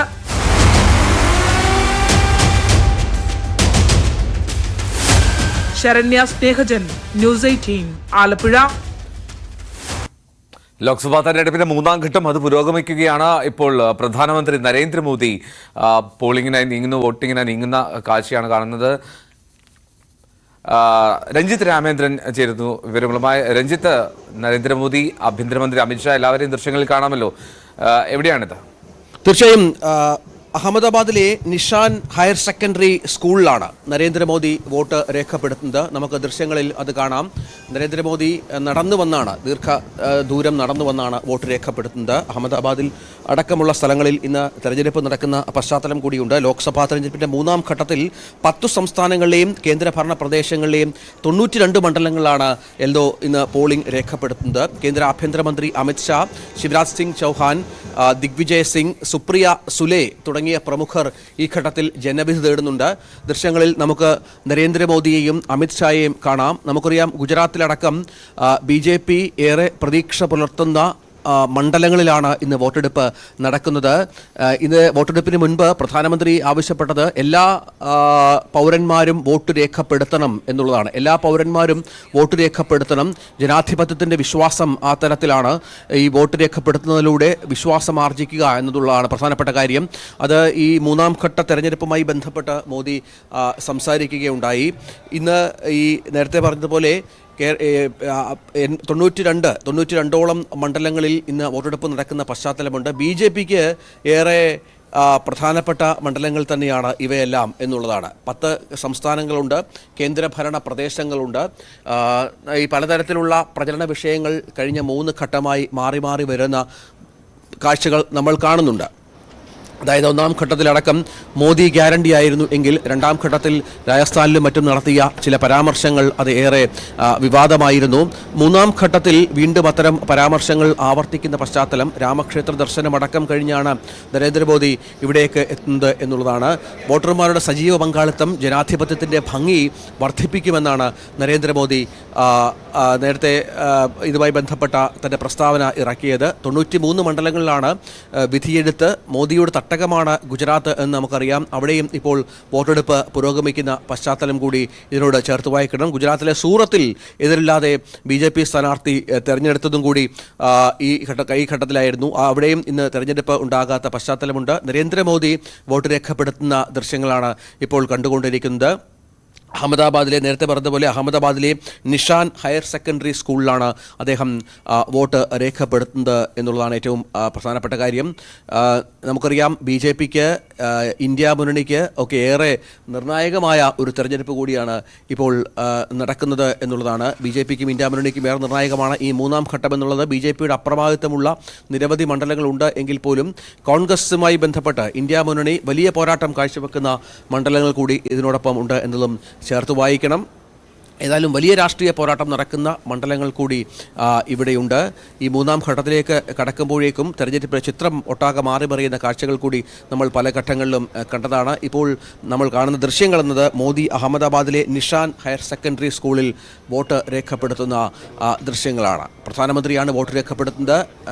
അമിത്ഷാ, കേന്ദ്ര ആഭ്യന്തരമന്ത്രി അമിത്ഷായുടെ സാന്നിധ്യമുണ്ട്. പ്രധാനമന്ത്രിയും അമിത്ഷായും കാൽനടയായി നടന്നെത്തിയാണ് ഈ വോട്ട് രേഖപ്പെടുത്തുന്നത്. ഇരുവശത്തും കൂടുനിന്ന ആയിരക്കണക്കിന് BJP പ്രവർത്തകരെ അഭിസംബോധന ചെയ്തുകൊണ്ടാണ് പ്രധാനമന്ത്രിയും അമിത്ഷായും നടന്നു വന്ന് ഈ നിഷാൻ ഹയർ സെക്കൻഡറി സ്കൂളിൽ വോട്ട് രേഖപ്പെടുത്തുന്നത്. പ്രധാനമന്ത്രിക്ക് തൊട്ടു പിന്നാലെ അമിത്ഷായും ഇവിടെ വോട്ട് രേഖപ്പെടുത്തുമെന്നാണ് മനസ്സിലാകുന്നത്. തെരഞ്ഞെടുപ്പ് ഉദ്യോഗസ്ഥരുടെയൊക്കെ സാന്നിധ്യം അവിടെ നമുക്ക് ദൃശ്യങ്ങളിൽ കാണാം. ഏതായാലും മോദിയുടെ തട്ടകമായ ഗുജറാത്തിലും ഇന്ന് പോളിംഗ് നടക്കുകയാണ്. ഇതുമായി ബന്ധപ്പെട്ട വിവരങ്ങളടക്കം ഇപ്പോൾ പുറത്തു വന്നുകൊണ്ടിരിക്കുന്നു. നരേന്ദ്രമോദിയുടെ ഗുജറാത്തിൽ, അതായത് സൂറത്തിൽ നമുക്കറിയാം, അവിടെ ഒരു സ്ഥാനാർത്ഥി വോട്ടെടുപ്പ് ഗുജറാത്തിലെ 26 മണ്ഡലങ്ങളിൽ വോട്ടെടുപ്പുണ്ട്. 25 കർണാടകയിലെ 14 മണ്ഡലങ്ങളിൽ വോട്ടെടുപ്പുണ്ട്. 26-ൽ ഒരു സ്ഥലത്ത് എതിരില്ലാതെ BJP സ്ഥാനാർത്ഥി തിരഞ്ഞെടുക്കപ്പെട്ടിരുന്നു. അതുകൊണ്ട് 25-ലേക്ക് അത് ചുരുങ്ങുന്നു. കർണാടകയിലെ 14 സ്ഥലങ്ങളിൽ വോട്ടെടുപ്പുണ്ട്. മഹാരാഷ്ട്രയിൽ 11 മണ്ഡലങ്ങളിൽ വോട്ടെടുപ്പുണ്ട്. UP-യിൽ 10 മണ്ഡലങ്ങളിൽ വോട്ടെടുപ്പുണ്ട്. മധ്യപ്രദേശിൽ 9 മണ്ഡലങ്ങളിൽ, ഛത്തീസ്ഗഡിലെ 7, ബീഹാറിലെ 5, ബംഗാളിലെ 4, അസമിലെ 4, ഗോവയിലെ 4, ഒപ്പം ദമൻ ദിയു, ദാദ്ര നഗർ ഹവേലി കേന്ദ്രഭരണ പ്രദേശങ്ങളിലെ 2 മണ്ഡലങ്ങളിൽ കൂടി ഇന്ന് വോട്ട് രേഖപ്പെടുത്തുന്നുണ്ട് എന്നുള്ളതാണ് ഏറ്റവും പ്രധാനപ്പെട്ട കാര്യമെന്നുള്ളതാണ്. അതായത് BJPക്ക് ഒപ്പം ഇന്ത്യ മുന്നണിക്ക് ഒക്കെ ഏറെ പ്രതീക്ഷയുള്ള മണ്ഡലങ്ങൾ തന്നെയാണിത്. മഹാരാഷ്ട്രയിലടക്കം കൂടുതൽ സീറ്റുകൾ ഇന്ത്യ മുന്നണി പ്രതീക്ഷിക്കുന്ന പശ്ചാത്തലമുണ്ട്.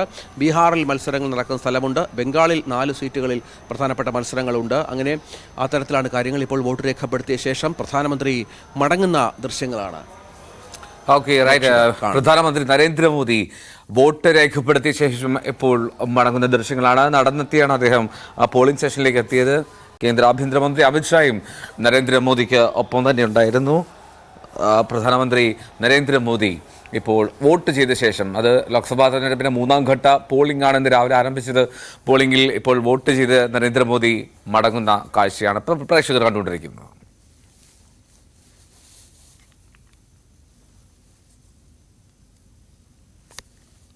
അഹമ്മദാബാദിലെ നിഷാൻ ഹയർ സെക്കൻഡറി സ്കൂളിലാണ് അദ്ദേഹം വോട്ട് രേഖപ്പെടുത്തിയ ശേഷം മടങ്ങുന്നത്. നമുക്ക് ദൃശ്യങ്ങളിൽ കാണാം.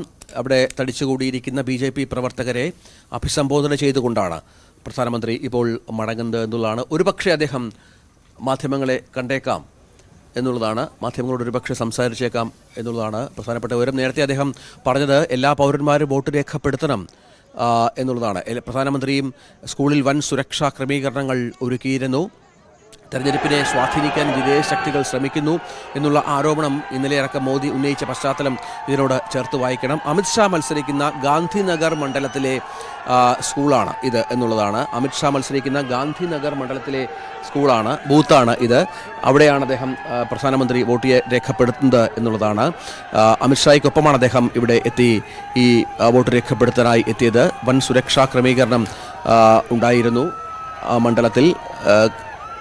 ഇന്നലെയൊക്കെ അദ്ദേഹം കഴിഞ്ഞ ദിവസങ്ങളിലൊക്കെയുള്ള നരേന്ദ്രമോദിയുടെ പ്രസംഗങ്ങൾ ദേശീയതലത്തിലേറെ ശ്രദ്ധേയമായതുകൂടി ചേർത്ത് വായിക്കണം. ഇതിനെതിരെ കോൺഗ്രസ് അടക്കം രംഗത്ത് വന്ന പശ്ചാത്തലം കൂടിയുണ്ട്. രേവന്ത് റെഡ്ഡി പറഞ്ഞു വെച്ചത്, തെലങ്കാനയിലടക്കം ഇന്ന് രേവന്ത് റെഡ്ഡി പറഞ്ഞു വെച്ചത്, അതിനാൽ 200 സീറ്റിന് മുകളിലേക്ക് NDA മുന്നണി കടക്കില്ല എന്നുള്ള ആത്മവിശ്വാസം പങ്കുവെക്കുന്നുണ്ട്.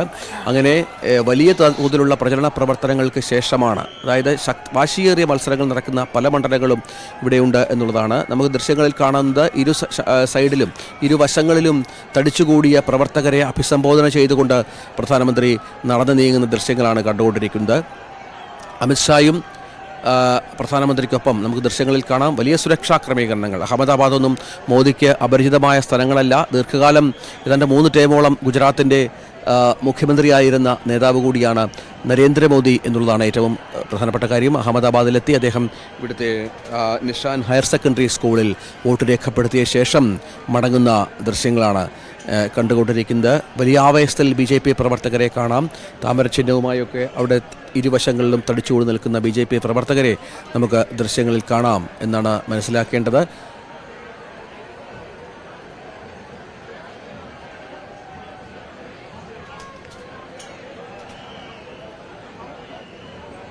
ഇപ്പോഴും പ്രധാനമന്ത്രി അവിടെ ചില ആളുകളോട് സംസാരിക്കുന്നു.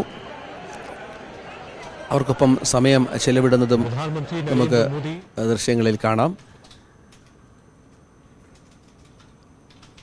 3ാം ഘട്ട തെരഞ്ഞെടുപ്പിൽ 93 മണ്ഡലങ്ങളിലാണ് തെരഞ്ഞെടുപ്പ് ഇപ്പോൾ പുരോഗമിച്ചുകൊണ്ടിരിക്കുന്നത്. രാവിലെ മുതൽ തന്നെ, രാവിലെ 7 മണിയോടുകൂടി തന്നെ പോളിംഗ് ആരംഭിച്ചു എന്നുള്ളതാണ്.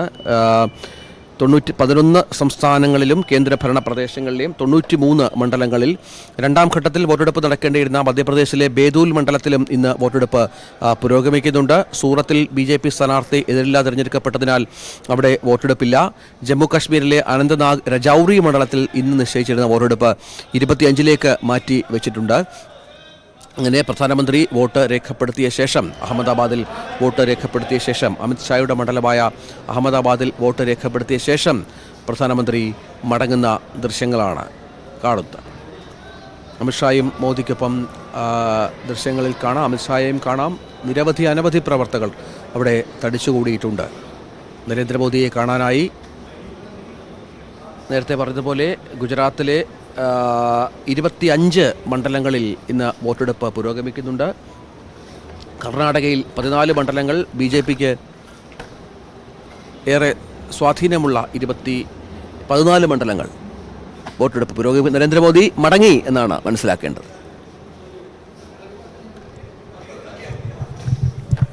ശരി, രഞ്ജിത്ത് രാമേന്ദ്രനാണ് വിവരങ്ങൾ നൽകിക്കൊണ്ടിരുന്നത് നാഷണൽ ഡെസ്കിൽ നിന്ന്. പ്രധാനമന്ത്രി നരേന്ദ്രമോദി വോട്ട് ചെയ്ത ശേഷം മടങ്ങുന്ന കാഴ്ചയാണ് കണ്ടത്. ഒരുപാട് BJP പ്രവർത്തകർ പ്രധാനമന്ത്രി എത്തിയ പോളിംഗ് സ്റ്റേഷന് മുന്നിൽ തടിച്ചുകൂടിയിരുന്നു. അവരെയൊക്കെ കൈവീശിക്കാട്ടി അദ്ദേഹം മടങ്ങിയാണ് ഉണ്ടായത്. ഇനി മറ്റു വാർത്തകളിലേക്ക് പോകുമ്പോൾ കള്ളക്കടൽ പ്രതിഭാസത്തെ തുടർന്ന് കന്യാകുമാരി തീരദേശ മേഖലയിൽ കനത്ത ജാഗ്രത. റെഡ് അലർട്ട് തുടരുകയാണ്. ഇന്നലെ കടലിൽ മുങ്ങി മരിച്ച 5 പേരുടെ പോസ്റ്റ്മോർട്ടം ഇന്ന് നടക്കും.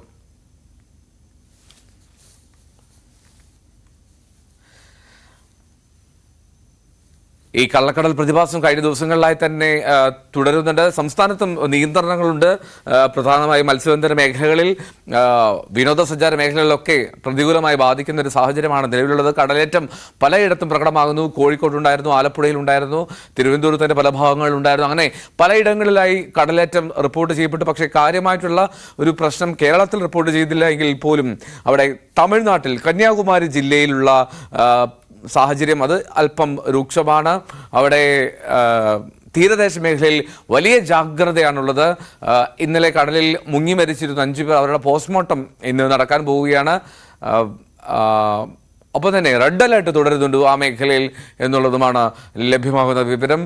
ഒരുപാട് കടൽ ഇങ്ങനെ കയറി അടിക്കുന്ന ഒരു സാഹചര്യം നമുക്ക് അവിടെ കാണാൻ കഴിയുന്നു. കന്യാകുമാരി ജില്ലയിലെ വിവിധ ഭാഗങ്ങളിൽ ഈ തീരദേശത്ത് വലിയ ജാഗ്രത പുലർത്തുന്നു. കർശന നിയന്ത്രണത്തിലാണ്. അവിടെ ബീച്ചിലേക്കൊന്നും ആളുകളെ എത്തിക്കുന്നില്ല എങ്കിൽ പോലും അവിടെ ഒരു ജാഗ്രത പുലർത്തേണ്ട സാഹചര്യം നിലനിൽക്കുകയും ചെയ്യുന്നു.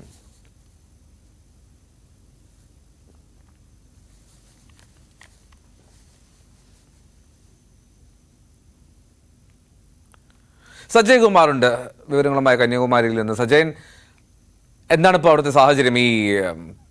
ഇപ്പോഴും ഈ കടലേറ്റമുണ്ടോ? എൽദോ, പല ഭാഗങ്ങളിലും ഇപ്പോഴും തിരമാലകൾ വലിയ ഉയരത്തിൽ കടൽ തീരങ്ങൾ വന്ന് പതിക്കുന്നുണ്ട്. കള്ളക്കടൽ പ്രതിഭാസം കാരണം ഇന്നലെയും മെനഞ്ഞാന്നും 2 ദിവസങ്ങൾ കഴിഞ്ഞ 2 ദിവസങ്ങളിൽ നിരോധനാജ്ഞ, അതുപോലെ റെഡ് അലർട്ട് മുന്നറിയിപ്പ് അവഗണിച്ചുകൊണ്ട് കടൽ തീരത്തെത്തിയവരിൽ 8 ജീവനുകളാണ് കന്യാകുമാരി ജില്ലയിൽ പൊലിഞ്ഞത്. അത് തമിഴ്നാട്ടിലെ 5 മെഡിക്കൽ വിദ്യാർത്ഥികൾ, തിരുച്ചിയിൽ നിന്നും വന്ന SRM കോളേജിലെ മെഡിക്കൽ വിദ്യാർത്ഥികൾ, അവസാന വർഷ വിദ്യാർത്ഥികൾ 5 പേരുടെ ജീവൻ ഇന്നലെ ലെമൂർ കടൽ തീരത്ത് ഇറങ്ങിയപ്പോൾ തിരമാലകൾപ്പെട്ട് 8 പേർ തിരമാലകൾപ്പെട്ട് അതിൽ 5 പേരുടെ ജീവൻ നഷ്ടമായി. 3 പേർ ഇപ്പോഴും ചികിത്സയിലാണ്. ചികിത്സയിൽ ഇരിക്കുന്നവരെ ഇന്നലെ ജില്ലാ കളക്ടർ ശ്രീധർ സന്ദർശിച്ച ശേഷം അദ്ദേഹം മാധ്യമങ്ങളോട് പറയുമ്പോൾ ഈ റെഡ് അലർട്ട് മുന്നറിയിപ്പ് അവഗണിച്ചുകൊണ്ട് ജനം കടൽ തീരത്തെത്തിയതുകൊണ്ടാണ് ഇത്തരം അപകടം, ജീവനുകൾ പൊലിഞ്ഞത്.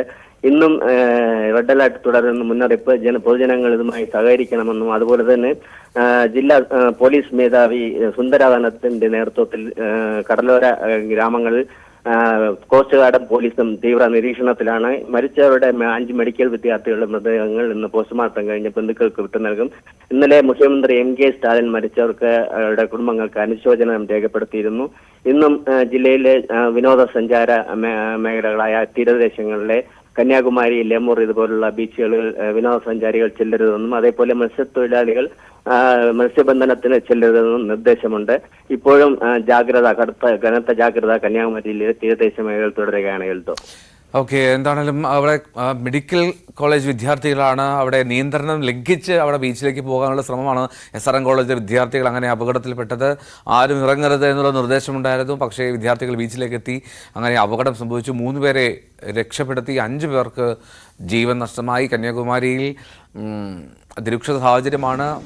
പലയിടങ്ങളിലും കടൽ കയറി വരുന്നു എന്ന് സജയൻ റിപ്പോർട്ട് ചെയ്യുന്നു.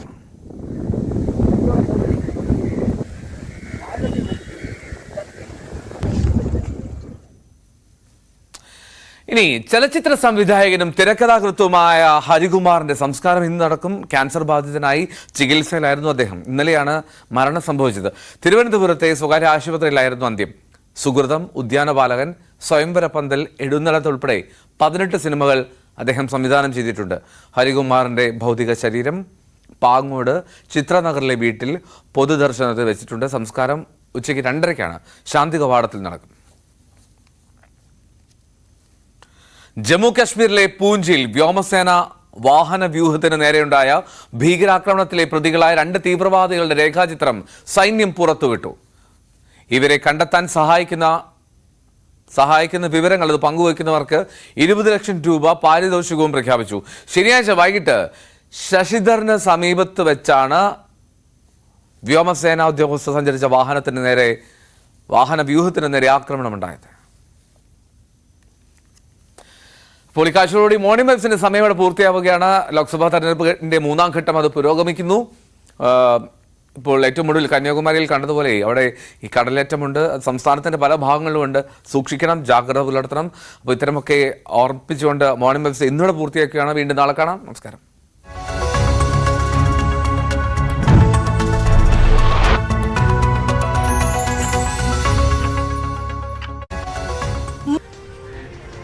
തീർച്ചയായും രഞ്ജിത്ത്, അങ്ങനെ തന്നെയാണ്. ഈ കേസ് പരിഗണിച്ച ഘട്ടങ്ങളിലെല്ലാം തന്നെ വിജിലൻസ് കോടതി പ്രധാനമായും ആരാഞ്ഞത് CMR-ലും KMM-ലും തമ്മിലുള്ള ബന്ധമെന്താണ്, ഇവർ തമ്മിലുള്ള കരാർ എന്താണ്, ഈ കരിമണൽ കടത്തുമായി അല്ലെങ്കിൽ ആ ഇടപാടുമായി ബന്ധപ്പെട്ട് ഏതെങ്കിലും തരത്തിലുള്ള കരാറുണ്ടോ, ഇവർക്കിടയിലെ സാമ്പത്തിക ഇടപാടുകൾ, ഈ കാര്യങ്ങളെല്ലാം തന്നെ ഈ രണ്ട് കമ്പനികളെ എങ്ങനെയാണ് കണക്ട് ചെയ്യുന്നത് എന്നതടക്കമുള്ള പ്രധാനപ്പെട്ട ചോദ്യങ്ങളാണ് കോടതിയുടെ ഭാഗത്ത് നിന്നുണ്ടായത്. എന്നാൽ ഈ പാട്ടക്കരാർ റദ്ദാക്കുന്നതുമായി ബന്ധപ്പെട്ട കാര്യവും അതോടൊപ്പം തന്നെ ടൂറിസം അപേക്ഷയും തുടങ്ങിയ ചില രേഖകളാണ് മാത്യു ഏറ്റവും ഒടുവിലായി 5 രേഖകൾ എന്ന നിലയ്ക്ക് സമർപ്പിച്ചത്. പക്ഷേ ഈ സുപ്രധാനമായ കാര്യം, ഈ രണ്ട് കമ്പനികളെ തമ്മിൽ ബന്ധിപ്പിക്കുന്നതിന് ആവശ്യമായ തെളിവുകൾ മാത്യുവിന് ആദ്യഘട്ടങ്ങളിൽ തന്നെ ഹാജരാക്കാൻ കഴിഞ്ഞിരുന്നില്ല. ഈ രേഖകൾ പരിശോധിച്ച ശേഷമായിരിക്കും ഒരുപക്ഷെ കോടതി ഇത്തരത്തിലൊരു തീരുമാനത്തിലേക്ക്, വിധിയിലേക്ക് പോയതെന്ന് കരുതുന്നു. മാത്യു കൊല്ലനാണ് തിരിച്ചടി. വിജിലൻസ് കോടതി മാത്യുവിന്റെ ഹർജി തള്ളിയ പശ്ചാത്തലമുണ്ടാകുന്നു. മുഖ്യമന്ത്രി പിണറായി വിജയന്റെ മകൾ പിണറായി വിജയൻ മകൾ വീണ വിജയൻ എന്നിവർക്കെതിരെ സമർപ്പിച്ച ഹർജി, 7 പേർക്കെതിരെ സമർപ്പിച്ച ഹർജിയാണ് ഇപ്പോൾ തള്ളിയിരിക്കുന്നത്. വിനോദിനോട് ചേർത്ത് വായിക്കേണ്ടത്, കഴിഞ്ഞ ദിവസം മാത്യു അവകാശപ്പെട്ടതുപോലെ 4 പുതിയ രേഖകൾ കോടതിക്ക് മുന്നിൽ സമർപ്പിച്ചിട്ടുണ്ട്. അത് ശക്തമായ തെളിവുകളാണ് എന്ന അവകാശവാദം അടക്കം മാത്യു കൊല്ലനാടൻ വാർത്താ സമ്മേളനത്തിലും മറ്റും અભિનંદન કરું છું કે એમણે પૂરું ઇલેક્શન કેમ્પેન વોટર ફ્રેન્ડલી મેનેજમેન્ટમાં એમણે ધ્યાન કેન્દ્રિત કર્યું છે. ઇવન આજે પણ મેં એમની એક ઘડિયાળ જોઈ, જે ઘડિયાળ મતદારને લગાતાર એલર્ટ કરે છે કે તમારું મતદાન થયું, અને બધાના મોબાઈલ પર એ ઘડિયાળ અવેલેબલ છે. તો ઇલેક્શન કમિશને પણ ટેકનોલોજીનો ભરપૂર ઉપયોગ કર્યો છે. અને હું તો મીડિયાના મિત્રોને પણ કહીશ કે हम लोगों ने देश में भारत की चुनावी प्रक्रिया कैसी है, चुनावी मैनेजमेंट कैसा है, और दुनिया के लोकतंत्र के लिए ये बहुत ही बड़ा सीखने योग्य एग्जाम्पल है. दुनिया की बड़ी बड़ी यूनिवर्सिटी ने केस स्टडी करना चाहिए. आज दुनिया में करीब 64 कंट्रीज में चुनाव है, उन सबका कंपैरिजन करना चाहिए. और ये वर्ष एक प्रकार से लोकतंत्र का उत्सव न सिर्फ भारत में, पूरी दुनिया में है. और भारत ने दुनिया में जो भी अच्छी चीजें हैं वो चुनावी व्यवस्था में विकसित की है. और मैं मानता हूं कि इलेक्शन कमीशन इसके लिए बहुत बहुत अभिनंदन का अधिकारी है. आप सब मीडिया के मित्र तो अब भारत में 900 से ज्यादा टीवी चैनल्स है, 5000 से ज्यादा दैनिक अखबार निकलते हैं, और वो तो पूरी तरह चुनाव के रंग में रंग जाते हैं. और इसलिए हर एक का प्रयास, और यही मंथन है जो लोकतंत्र को भी मजबूत करता है और देश को भी मजबूत सरकार देता है. तो मैं इसमें योगदान देने वाले एक लोकतंत्र के महायज्ञ में जो भी जितनी आहुति दे रहा है, सब अभिनंदन के अधिकारी हैं. मैं फिर से देशवासियों को यही कहता हूं कि आज गुजरात में और जहां जहां चुनाव का मतदान का दिवस है, बहुत भारी मात्रा में मतदान करें, लोकतंत्र के पर्व को मनाएं, उत्सव के रूप में मनाएं. मेरी आप सबको बहुत शुभकामनाएं. बहुत बहुत धन्यवाद.